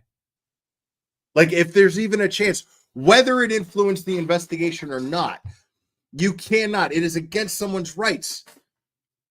Even if there's a chance that that person's rights were violated, even if there's a chance that there's a conflict of interest there, you cannot indict this person. Now, I'm not sure how grand juries work versus how a regular jury works. As far as that goes, I'm not sure. I honestly don't know. But I can't imagine just straight up violating someone's rights. It doesn't make sense. I think we got a super chat. Super chat. I think we got a super chat. Super chat. Super chat. Super chat.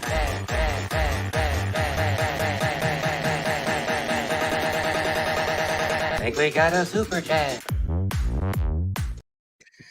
Scott McGinnis, thank you, buddy. D.A. Morrissey was lying by saying that Canton PD withdrew via conflict. State police would take over upon death.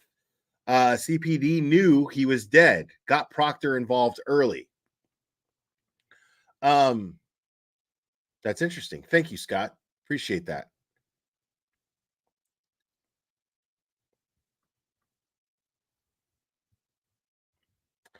Let me look up.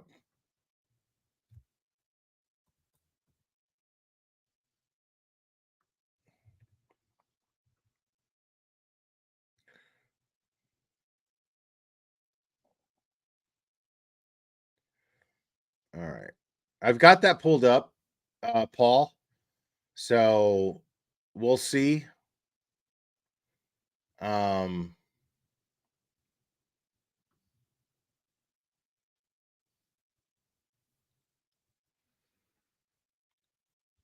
All right. Yeah, so it's just live television right now. So we'll pull that up when the news starts. I'll keep checking on it, but I have it pulled up here. I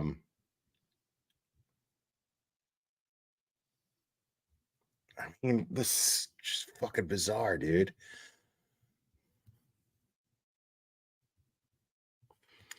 The relationship with the Alberts. The defendant contends that the Commonwealth intentionally withheld exculpatory information that Sergeant Lank had a long-standing relationship with the members of the Albert family, and that he had in the past deputized himself to shield the Alberts from criminal liability.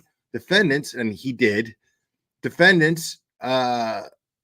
memorandum at 19. In support of this argument, the defendant cites a complaint filed in a civil action against Sergeant Lank regarding an incident that occurred in 2002 where Sergeant Lank, while off duty, allegedly physically assaulted 2 individuals and had one arrested after they had an altercation with Tim Albert, Brian Albert's brother.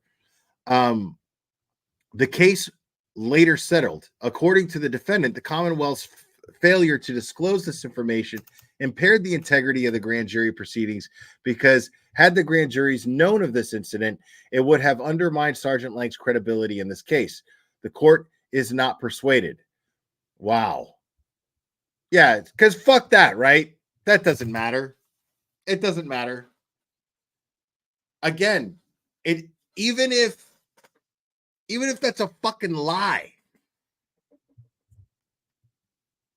even if it's a fucking lie,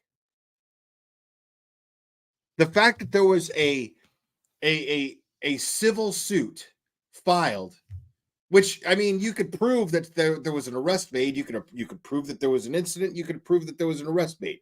Sure. Right? Like, that right there should tell you that this guy in the past has absolutely abused his power in order to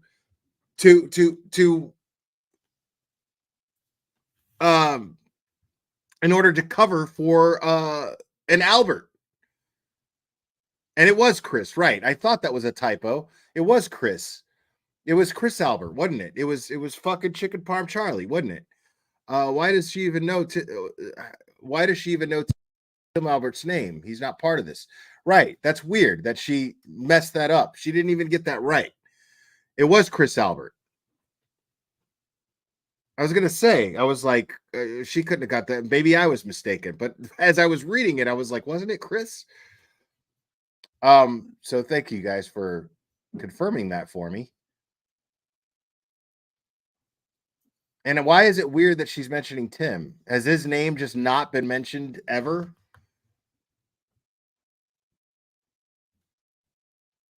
Huh. Yeah, I'm going to look a little deeper into that. I mean, because I listen, I don't fucking trust Bev. I just don't fucking trust her. Seriously. Like,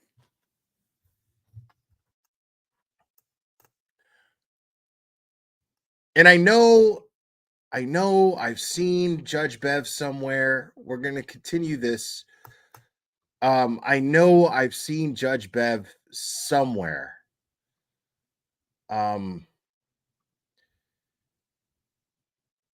God, I can't put my finger on it.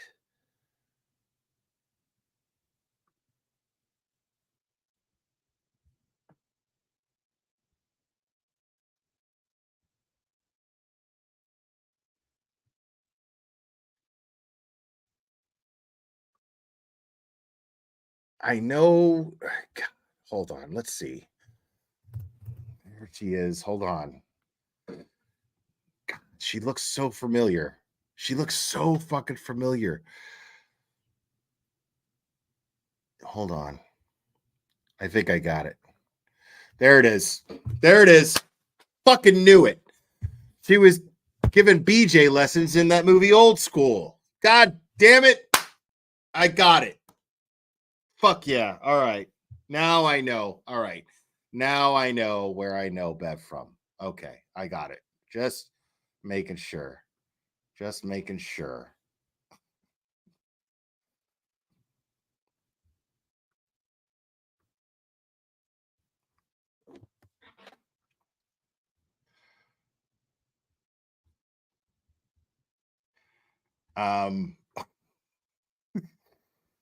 Let's get back to this here. Let's go over to Trooper Michael Proctor's false and deceptive statements of conflict. This should be fucking fantastic. The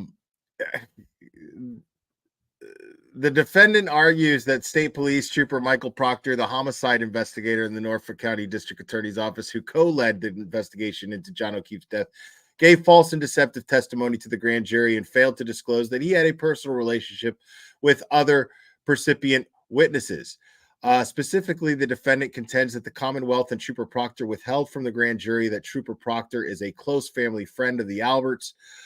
failed to inform the grand jury that there was an alternate explanation for the defendant's broken tail light, withheld from the grand jury that the death certificate stated that the manner of death could not be determined.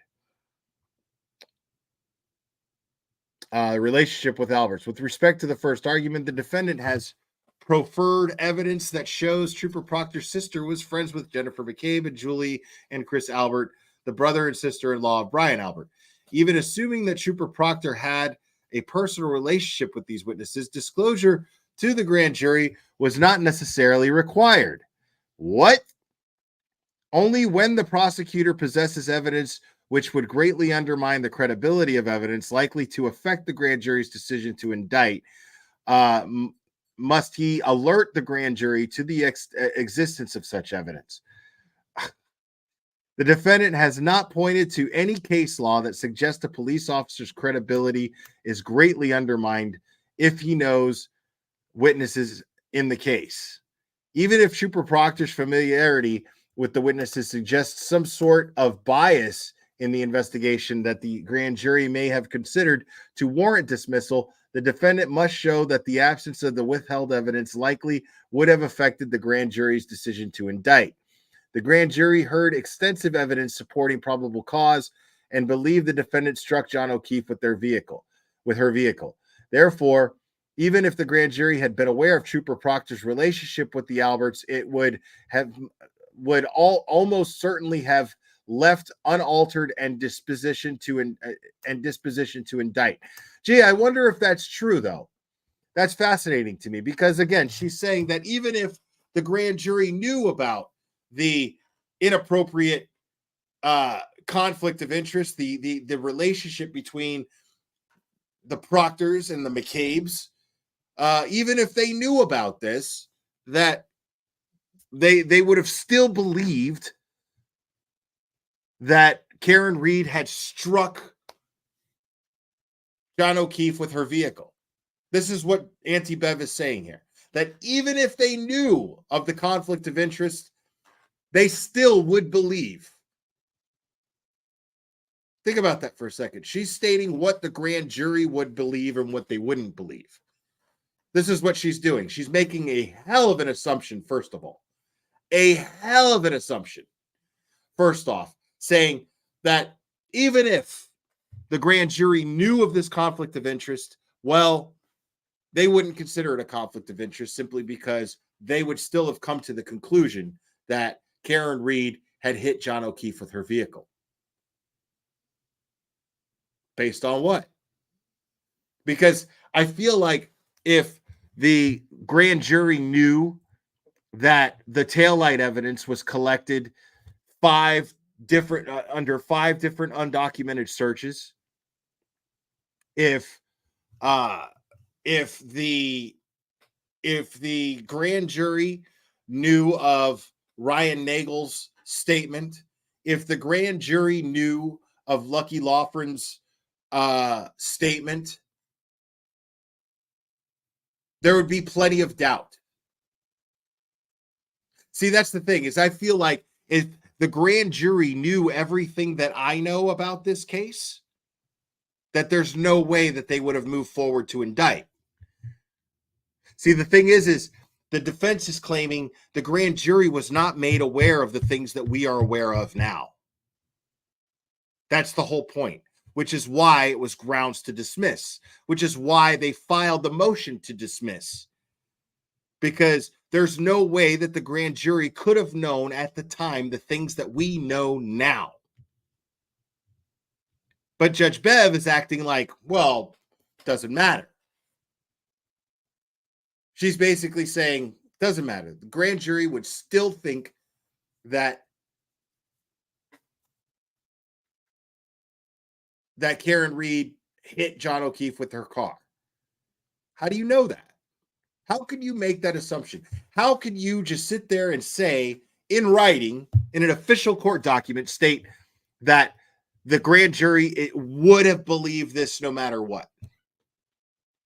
Based on what? Because I don't think that they would have indicted, because I could say the same thing. Here's what the grand jury wouldn't do, right? Because I could play the anti-Bev game, right? And I could sit here and go, well, this is why they wouldn't indict. They wouldn't indict if they knew that Karen Reed and John O'Keefe, if they knew that John O'Keefe, if they knew that the Proctors and the McCabe's had a personal relationship, if they knew about the Sandra Birchmore case, if they knew about how the evidence was collected, if they knew about the time it took to log the evidence into evidence, if they knew of the issues with the chain of custody, if they knew of how the blood was collected in red Solo cups, if they knew that they blew the crime scene all over the place with a leaf blower.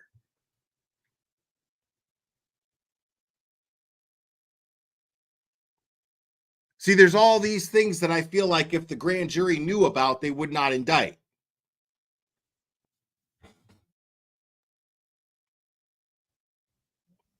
All right.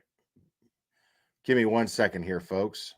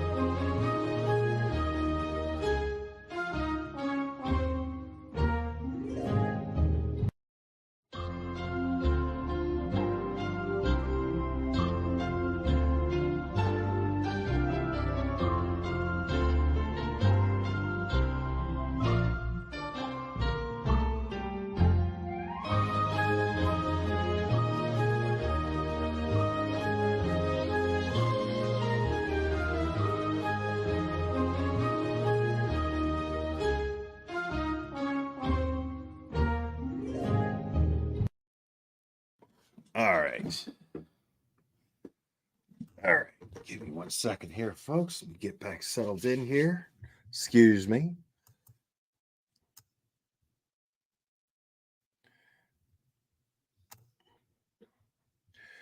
Yeah, I mean, this is just, yeah, we're halfway done here, folks.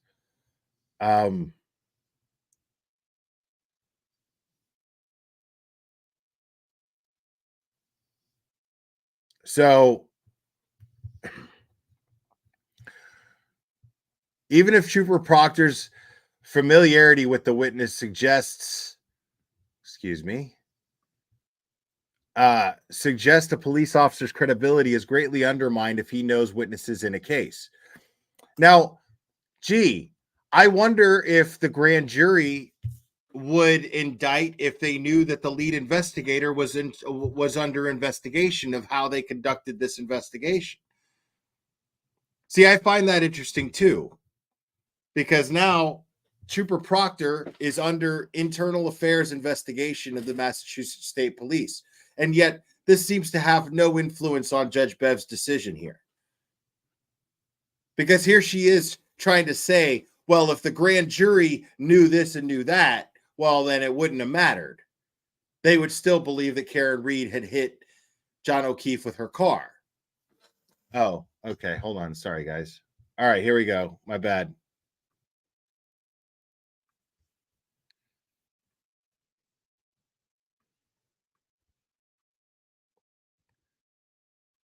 During hearings.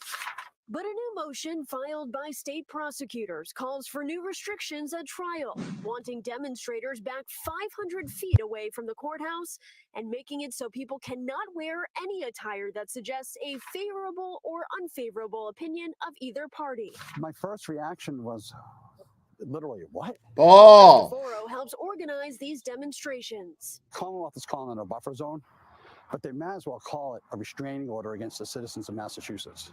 because that's exactly what it is. He believes it's against his First Amendment rights and is an abuse of power. In the motion, it says, talks about animals with sweaters on. If the Commonwealth is so strong with their evidence against Karen Reed, why does it matter that a dog's wearing a sweater? The state arguing the move is to protect jurors from harassment and bias during the trial. Never seen anything like this, and it kind of goes against everything that the First Amendment stands for. Criminal defense There attorney you go. Benjamin Herbalist tells NBC 10 Boston he's seen regulations inside of a courtroom, but nothing like this outside, particularly when it comes to attire. If you're getting a coffee or you're walking down the street, not actually doing anything other than wearing a pin, this motion kind of suggests that you're committing a crime. The judge now left to decide. Is this legal?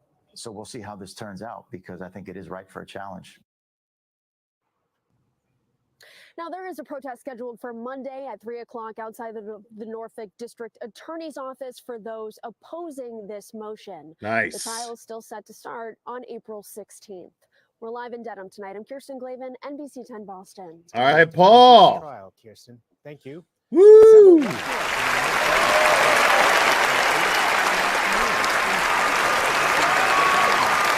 Restaurant owners in the North End are upset. Way to go, Paul. Good job, buddy. Fantastic. Love it.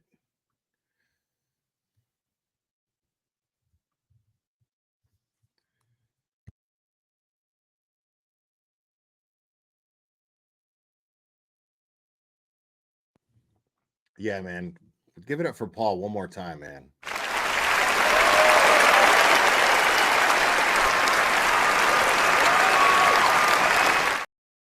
That news clip was so important. Big shout out to Boston 10 for that. Because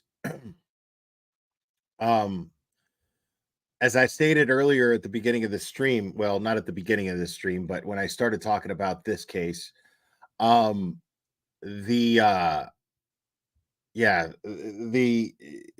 this affects everyone. So big shout out to Boston 10 for making this story and giving Paul a voice to speak up and express himself, and speaking on behalf of everyone who goes out there and exercises their First Amendment rights. So I'm glad that I'm so glad that Paul got some press, man. It's very much needed.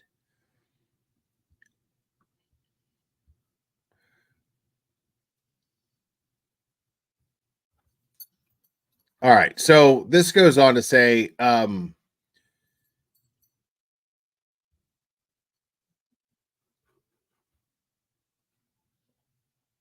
even if Trooper Proctor's familiarity with the witnesses suggests some sort of bias in the investigation that the grand jury may have considered to warrant dismissal, the defendant must show that the absence of the withheld evidence likely would have affected the grand jury's decision to indict. Of course it would have. The grand jury heard extensive evidence supporting probable cause to believe the defendant struck John O'Keefe with their vehicle.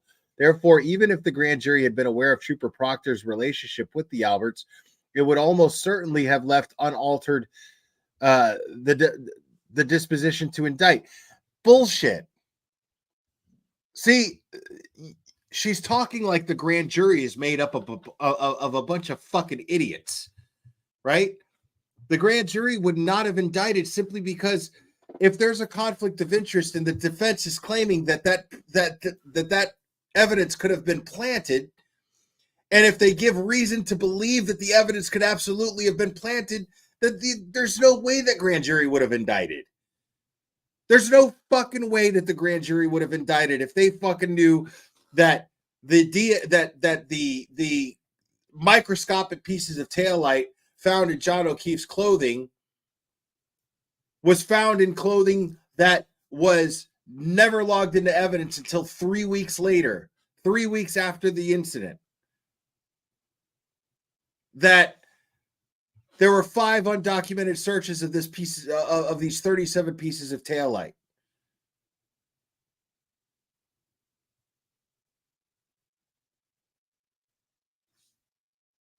So for her to sit here and say, oh, well, you know, based on the evidence that Karen Reed hit John O'Keefe, well, no, of course. Of course, if they had known all the facts as far as the evidence goes, if they had known all the facts that we're made aware of course they would not have indicted. This is crazy.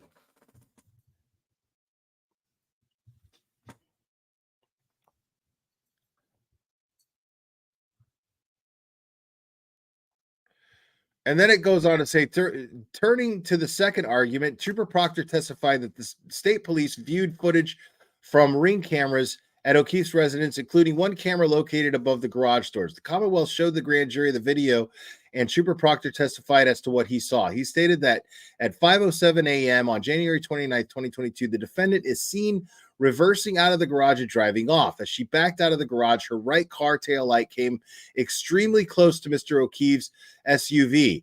No pieces of taillight were viewed anywhere in the driveway that day, and no damage was observed anywhere. God, dude. Wow. Yeah, Judge Bev, you're fucking dirty. I'm just gonna say it. You're fucking dirty. Like you it's like either you just sat there, and here's the thing. Either you sat there and ignored all of the arguments that the defense presented and proof that the defense presented for these grounds for dismissal.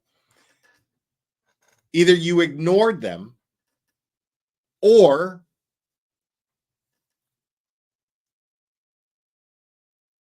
like you ignored them and you didn't hear them, or you just chose to not acknowledge their validity. Either way, to me, that's dirty. That's just plain fucking dirty.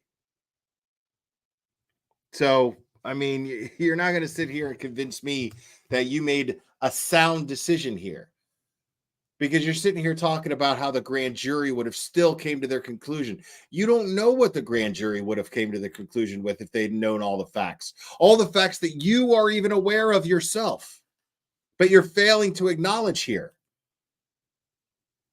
You're like, well, the defense is saying this. Well, okay, well, the defense is saying that, but they gave proof. They provided reason to believe. They provided proof. They provided proof that there was an inappropriate relationship between the lead investigators and the witnesses. They provided proof that there is reason to question the validity of the evidence that was presented to the grand jury. And you're failing to acknowledge this.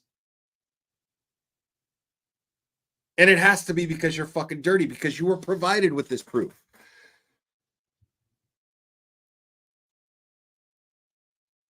And all this time we were sitting here watching you just, oh, well, you know, defense. Yes, Mr. Lally, go on. I mean, we sat here and just watched you favor the prosecution this entire time. And now you're giving written proof that you were favoring the prosecution the entire time. I mean, this is what this is. This is written proof that you favored the prosecution, that you that you just blew off all of the evidence that the defense provided you with. The grand jury was absolutely misled. Had the grand jury been aware of the things that you are now aware of course they would not have indicted.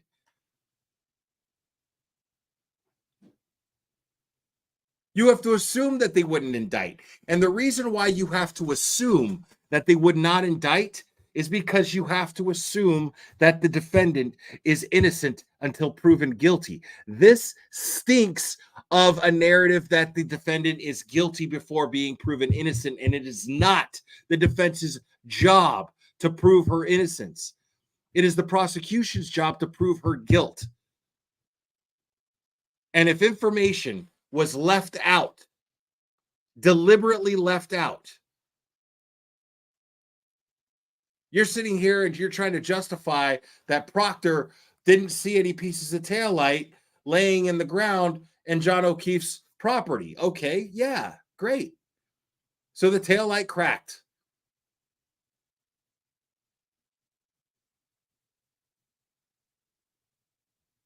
And her car clearly hits John O'Keefe's. You can see the car move.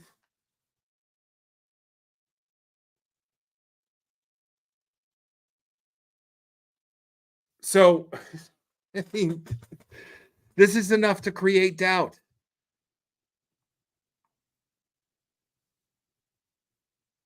I mean, if I'm on that grand jury and I have doubts, I'm not indicting. I would assume that a defendant's rights matter just as much in front of a grand jury, if not more, than a regular jury, just a trial jury.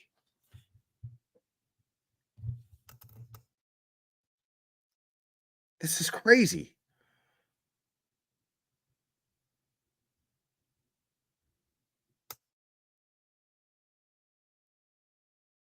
Yeah, and I hear that a lot. I don't know a lot about how grand juries work. I got to be honest. But yeah, I hear this a lot, that a grand jury would indict a ham sandwich. I hear this. I hear the analogy of a ham sandwich all the time, that the grand jury would indict a ham sandwich. But the thing is it doesn't matter. Like, okay, let's just say that's true. Let's just say that the grand jury is going to indict no matter what the fuck they say. No matter what they're told, they're going to still indict. But this was put in Judge Bev's hands. This was put in Beverly Canoni's hands. And the evidence was shared with her. The evidence was shared that the grand jury was not privy to all the information that we are now privy to. And this is why you must dismiss. This was put in her hands. And yet, she's putting it in the grand jury's hands. She's going, well, the grand jury said. That's just the grand jury. And you're sitting here making this decision going, well, the grand jury would have indicted anyway. Who cares? Who cares if they would have indicted? If that's the case, if the grand jury is going to indict a ham sandwich, then it's on you. The weight of justice is on your shoulders, Judge Canoni. The weight of justice is now on your shoulders. And you failed. You failed.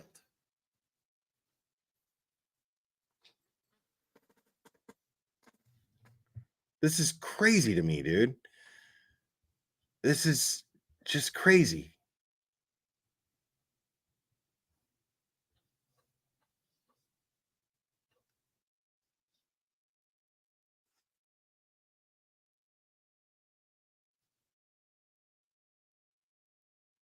The defendant lastly contends that the Commonwealth attempted to deceive the grand jury with its presentation of evidence regarding O'Keefe's death certificate. During the proceedings, Trooper Proctor testified that the cause of death listed on the death certificate was blunt impact injuries of head and hypothermia. He was not asked and therefore did not testify that the death certificate listed the manner of death as could be determined. Okay. Could not be determined, excuse me. According to the defendant, like Odell, the Commonwealth distorted the evidence by only presenting a portion of the information from the death certificate. This argument, too, is unavailing. The circumstances here are markedly different than Odell. In Odell, a police detective read the grand jury an edited version of the defendant's statement to police in the aftermath of an armed robbery. As edited, the statement suggested an admission of guilt by silence, when in fact the defendant had disclaimed any knowledge of the robbery to police. The Supreme Judicial Court held that the omission of the part of the defendant's statement was not a more withholding of exculpatory evidence, but tended to distort the meaning of the portion of the defendant's statement that was repeated to the grand jury. Here, unlike Odell, omitting that the manner of death could not be determined did not tend to distort the meaning of the cause of death. Indeed, the information sheds no light on the cause of death. Okay? Where the evidence presented to the grand jury was not distorted by the omission did not impair the integrity of the grand jury. Nor does it inculpate or exculpate the defendant. Moreover, because the death certificate was submitted to the grand jury as an exhibit. Well, yeah, it was submitted as evidence. See Grand Jury Exhibit 41. The medical examiner's conclusion as to the manner of death was not concealed by the Commonwealth. Accordingly, Trooper Proctor's testimony as to the death certificate did not distort the presentation of the evidence to the grand jury. How did it not do that? If he testified that the cause of death in the death certificate was blunt trauma and hypothermia, yet the death certificate says could not be determined, well, then it could not be determined. He lied to the grand jury as to what the death certificate says. And here you are sitting here saying that they didn't. That you're sitting here saying that Proctor didn't mislead the grand jury by saying something completely different than what the death certificate says, by saying that the death certificate says something that it says something completely different. Come on.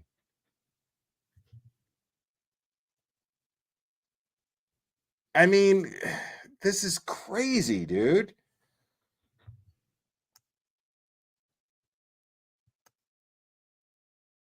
The defendant next challenges the testimony given by Chris and Julie Albert. She argues that Chris Albert gave an inconsistent statement regarding his presence at the Albert residence. After the waterfall, and Julie Albert changed her story as to how she found out O'Keefe has died, and that the Commonwealth withheld both inconsistent statements from the grand jury. The court does not agree. I don't give a fuck what you agree on. Like, this shit's there. Before the grand jury, Chris and Julie Albert testified that they were at the waterfall the night of January 28, 2022, but that neither went back to the Albert residence afterwards. Julie went home early with a headache, and Chris walked home when everyone left the bar. Sergeant Buchanan testified as to his interview with Chris and Julie Albert on February 20th, 2022, where both made similar statements. So he waited 10 days to interview. Okay.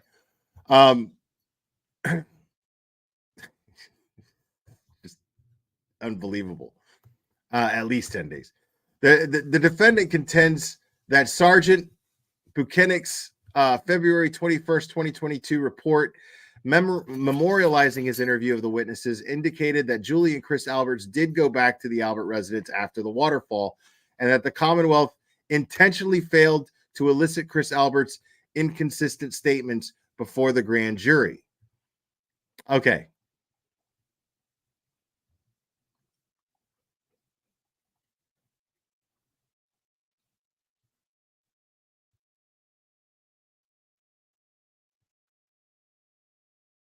Okay. It indicated that Chris and Julie Albert did go back to the Albert residence. Okay. So basically, in one statement, they're saying that Julie went home with a headache from the bar, and Chris waited till everybody else left the bar and then walked home. And then Sergeant Bukaki testified as to his interview with Chris and Julie Albert on February 2022, where both made similar statements. Okay. The defendant contends similar statements. The defendant contends that Sergeant Buchanan's February 21st, 2022 report memorializing his interview of the witnesses indicated that Julie and Chris Albert did go back to the Albert residence after the waterfall, and that the Commonwealth intentionally failed to elicit Chris Albert's inconsistent statements before the grand jury. Let me see something here real quick. If I could pull this up quickly, then I'll see if I can.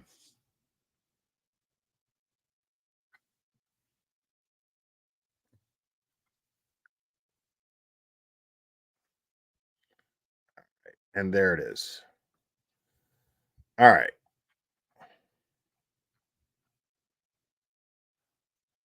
So let's read Chris and Julie Albert's statement real quick. On February 20th, 2022, at approximately 5:30 p.m., Trooper Proctor and I proceeded to, this is Bukaki here, I proceeded to 22 blah, blah, blah, order to conduct a pre-scheduled interview of Julie and Chris Albert at their residence. Both Julie and Chris were present at the Waterfall Grill the night of January 28, 2022, and then followed to Brian Albert's home in the early morning hours of January 29th, 2022.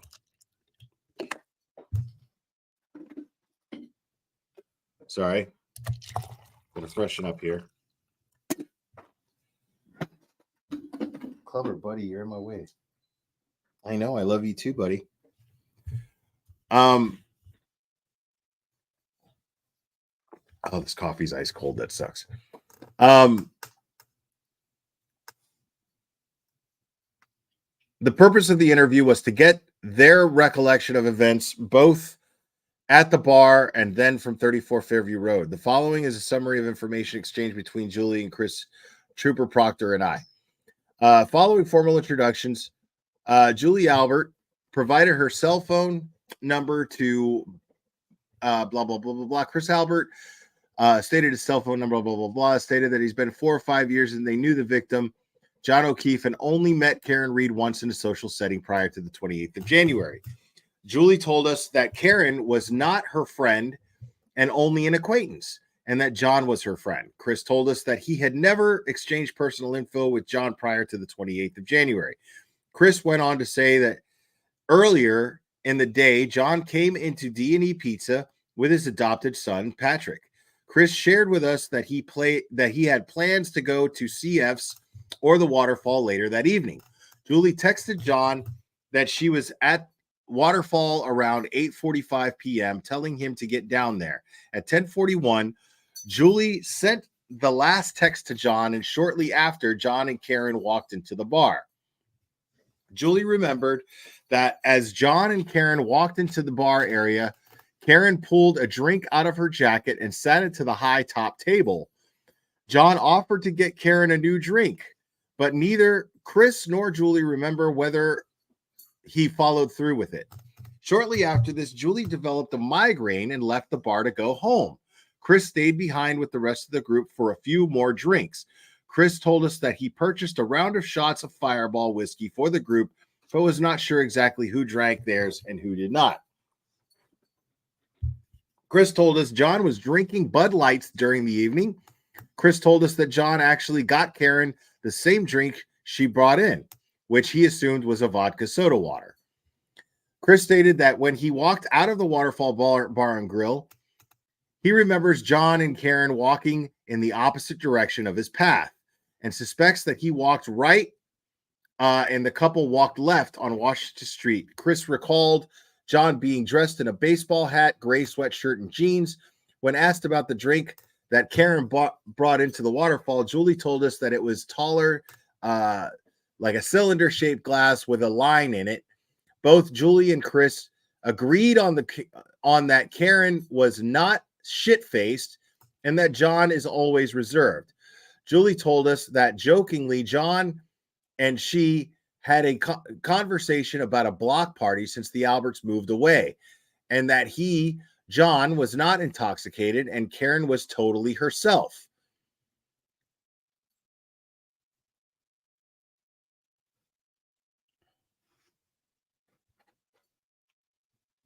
Huh. According to both Julie and Chris, nothing about their behavior indicated that either was drunk or even buzzed. Both held a conversation perfectly fine. When asked, Julie and Chris stated that there were no arguments between anyone present at the bar in general, but specifically no issues between Karen and John. Julie told us that she was asleep at 4:55 a.m. on January 29th, 2022, when her phone woke her up and it was Jen's missed call. And that is how she found out about John dying. When asked, both Julie and Chris told us that John did not have any injuries on his face during the evening at the waterfall, to include tears and rips on his clothing. When asked to list everyone present at their table, Julie and Chris had mentioned everyone previously accounted for. Additionally, Chris mentioned a Greek couple that was at the end of their table. Trooper Proctor since had positively identified two and scheduled an interview with them. Without having any more information to provide, Trooper Proctor and I concluded our interview of Julie and Chris, and we thanked them for their time and left the residence without incident. So, unless I'm missing something, I'm in agreement, unfortunately, with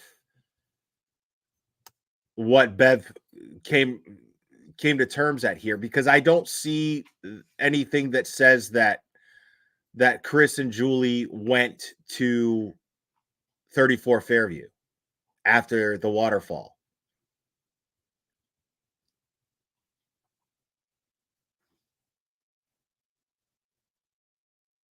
The only thing I see here is the purpose of the interview was to get their recollection of events both at the bar and then from 34 Fairview Road. So that's what I would say indicated that. But I mean, that's the thing, is that doesn't prove that they were there, but it creates doubt. It creates an inconsistency. Now, that could just be a lawyer's trick to go, well, why did they say that?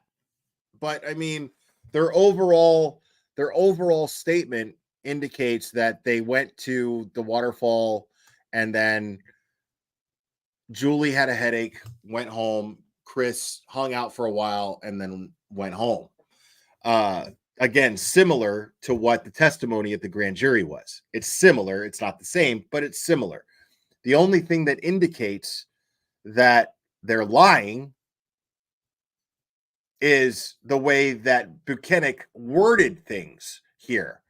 He worded it saying, we wanted to get their testimony as far as what happened both at the Waterfall Grill and at 34 Fairview afterwards.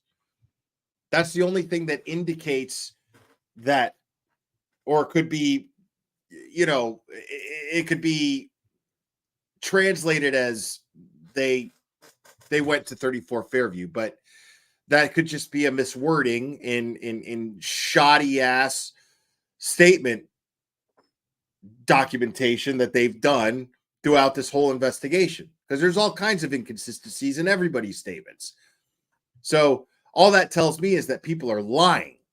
But at the same time, that right there doesn't necessarily indicate to me that Chris and Julie are lying about where they were that night.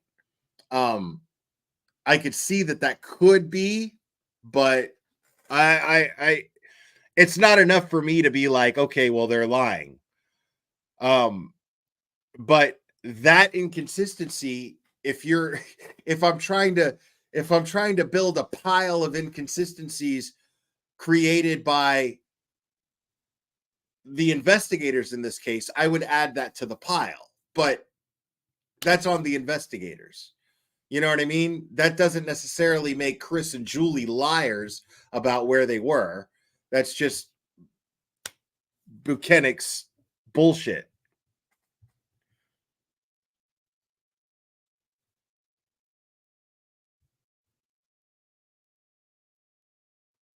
There's a paper that said that Chris went. What paper? I mean, I all I have right here is the statement. No, I agree with you. I think they're all fucking liars. Absolutely. What I'm saying is, when it comes to the actual issue at hand, the actual issue at the moment, right? The issue at hand, what's being discussed right here, is the statement taken on February 10th. Okay? The statement taken on February 2010th is not Chris and or Julie saying we went to 34 Fairview. It's them saying we went to the waterfall, Julie got a headache, left, and then I walked home afterwards, as far as Chris Albert's statement goes. But at no point in that statement did they say, oh, well, we went to 34 Fairview. So again, I don't know. I don't know. I don't know what piece of paper Melanie Little is referring to. I'd love to see it, and I'll go over it. I'd be happy to. What I'm saying is what Judge Bev is saying here in this motion, or in this denial of the motion to dismiss, she's saying that she's not seeing any inconsistencies other than, it's not enough, is what she's saying. It's just not enough. And I have to agree with her. I mean, that's just, it could just be him. It could be Bukkake covering his ass and saying both at the waterfall and at 34 Fairview, just in case.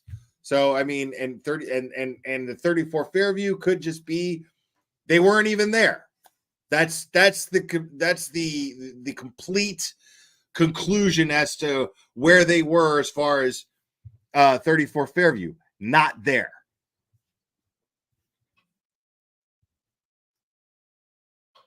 So, I mean, I don't know.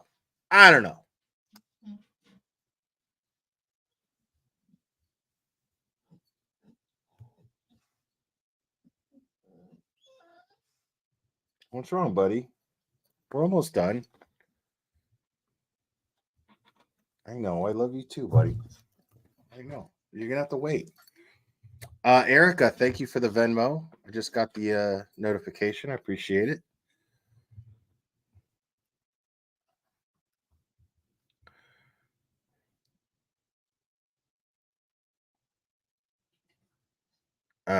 Nor is dismissal warranted based on the defendant's argument that the Commonwealth failed to impeach Julie Albert with her prior inconsistent statement regarding how she found out about O'Keefe's death. Julie Albert testified before the grand jury that on the morning of January 29, 2022, she woke up at 5:50 a.m. and saw that she had a missed call from Jennifer McCabe. She didn't think, obviously, anything bad, got out of bed, changed her clothes, and headed over to the Alberts residence to drop off a gift for her nephew's birthday. Okay, wait a second. Okay. See, I have a problem with that. So she wakes up, she wakes up to a missed call from Jen McCabe at 5:50 a.m. and is like, oh, it's not even 6 a.m. Let me drive over to the Alberts house and drop off a birthday present. Nobody does that. Nobody. So yeah, that's suspicious as fuck. I don't care what anybody says. That's suspicious as fuck. Nobody does that. Nobody goes, oh, what time is it? 5:50. Why the fuck is Jen calling me right now? Well, better get up. Got that birthday present to drop off. No, I'm going to go. Fuck is she calling me? I'm either going to call her back or I'm going to go, bitch is fucking crazy. She thinks I'm answering my phone at 5:50 a.m. You got me fucked up. It's not even 6 a.m. I'm going back to sleep. Go fuck yourselves. All the world. Everybody in the world can fuck yourselves. That's exactly what my attitude is at 6 a.m. any day. Doesn't even matter if I got to get up and go do something. My attitude at 6 a.m. is go fuck yourselves, the whole world. All of you. Fuck off. The world could burn at 6 a.m. for all I give a fuck. Like, nobody is like, oh, sun's not even out yet, and there's a blizzard. So Let me jump in my car and drive over to the Albert's house to drop off a present. Okay.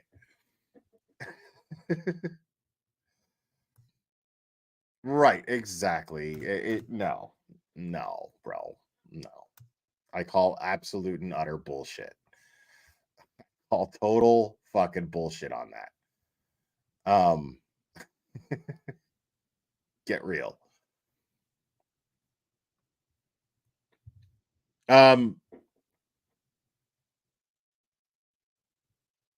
Didn't think obviously anything bad, got out of bed, changed her clothes, and headed over to the Albert residence to drop off a gift for her nephew's birthday.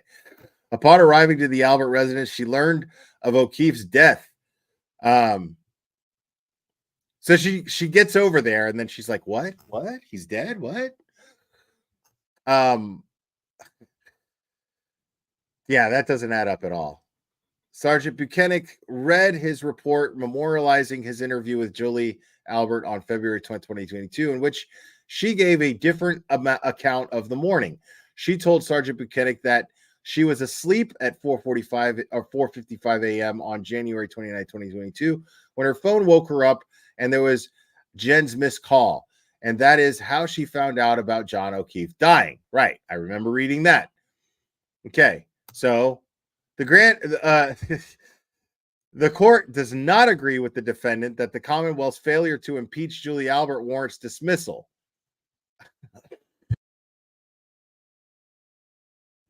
First, the Commonwealth did not withhold Julie Albert's inconsistent testimony from the grand jury. Okay, come on. So this is Judge Bev's justification here. Is because they didn't catch the inconsistency, and the grand jury still heard the bullshit, and the inconsistency wasn't caught during the grand jury. Well, then I guess it's all good. It's not enough to dismiss. That they got one over on the grand jury, it's not enough to dismiss. That doesn't make sense. So Bev's justification right there is that, and I'll repeat that, I'll say it one more time. Judge Bev's justification here is that since the grand jury didn't catch the inconsistency, I'm sorry, let me word that better. Since the grand jury didn't catch the fucking lie, it's all good. And it doesn't merit grounds for dismissal. Since the grand jury fell for it, let's pretend like I fell for it too.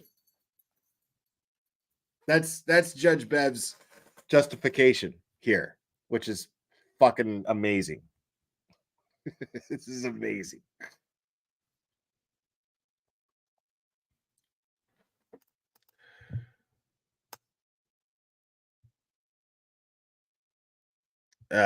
Both her testimonies stated before the grand jury. It is therefore not the case that the Commonwealth carefully scripted the testimony in order to hide the ball on the grand jury regarding Julie Albert's inconsistent statements. Wow. Moreover, even assuming Julie Albert falsely recounted how she found out about O'Keefe's death during her grand jury testimony, the defendant must show not only that the evidence was material to the question of probable cause, but on the entire grand jury record, the false or deceptive testimony probably would have affected the decision to indict. Of course it would have. Wow. I mean, when you're pointing out fucking lies, like I'm fascinated by this. I'm fascinated by this. All right. So I'm on page 17, but I'm fascinated by this because so far Judge Bev is saying that there's no reason to dismiss this case. Even though she'll even word it in this denial, she'll say, well, regardless of the lies, And let's just say, she even does this. She goes, let's just say this person did lie. This would not have swayed the grand jury's decision to indict. How do you know that? See, that's the thing, is if you uncover lies after the fact, if the grand jury was lied to, and then you uncover those lies after the fact, you have to assume, in the eyes of justice, you would have to assume, in the interest of maintaining someone's innocence until proven guilty beyond a reasonable doubt, you would have to assume that those lies would absolutely have swayed the grand jury's decision to indict. You have to. It is her right to a fair trial. And if the grand jury was lied to, and then these lies turn out to come up later beyond the grand jury, and it becomes proven that the grand jury was misled and lied to, both misled and lied to. Information, exculpatory information was omitted from grand jury testimony, as well as lies were told to the grand jury by investigators and by witnesses in the house who happen to be law enforcement officers as well. If this shit were so obvious, not at the time, but now, that's why it's up to Judge Bev to dismiss these charges. It's up to her, in the interest of justice, to go, well, shit, the grand jury was lied to. I, in good conscience, cannot continue with this trial. In good conscience, I cannot continue with this trial because if the grand jury knew what I know now, I have to assume that they would not have indicted. But instead, she goes the opposite way. And she says, nope, I think the grand jury would have indicted anyway. It's just I'm of the belief, right? I'm of the belief that if the grand jury, knew that they were being lied to, they would have still indicted. So I'm going to go ahead and not dismiss this case because I'm just going to assume that they would still indict regardless. I mean, give me a fucking break. That is the most corrupt shit ever. Like, so now I'm accusing Beverly Canoni of railroading Karen Reed. I have accused all of the investigators of railroading Karen Reed. I have accused the Norfolk County District Attorney's Office of railroading Karen Reed. Now, welcome to my list, Judge Bev. I am now accusing you of railroading Karen Reed. You are absolutely robbing this woman of her right to a fair trial. There is nothing sound about what is being presented against her in this trial. There is absolutely nothing. No, I know I'm late to the party because I'm not quick to just accuse somebody of fucking corruption. I'm not quick to do that. But that shit that I just read, and I'm not even done with it. I'm not even done with it. I'm going to go over the rest of it the next time I go live. It won't be the main subject matter probably, but I'm not even done. I've just been live for 4 hours and I'm done being live. It's not like I'm over it for the night. But I'm telling you right now, I am officially accusing Beverly Canoni of corruption. Absolutely. There's no sound. There's nothing sound about these decisions. Nothing at all. But guys, I want to thank you guys for hanging out with me for as long as you did. Thank you guys. And again, man, to the 835 people that are watching on Twitter, along with the 380 that are watching here on YouTube. Appreciate you guys. Thank you guys so much. You guys on Twitter, if you could subscribe to my channel here on YouTube, I would really appreciate it. But guys, I'm going to go over everything that I possibly can, I promise. But it's been 4 hours and it's getting late, and I am going to call a night. And thank you to, I just got another Venmo. Thank you, Jody, for the Venmo. I appreciate you. But I am going to wrap this up. Thank you guys so much for all your support. Thank you guys for liking the stream.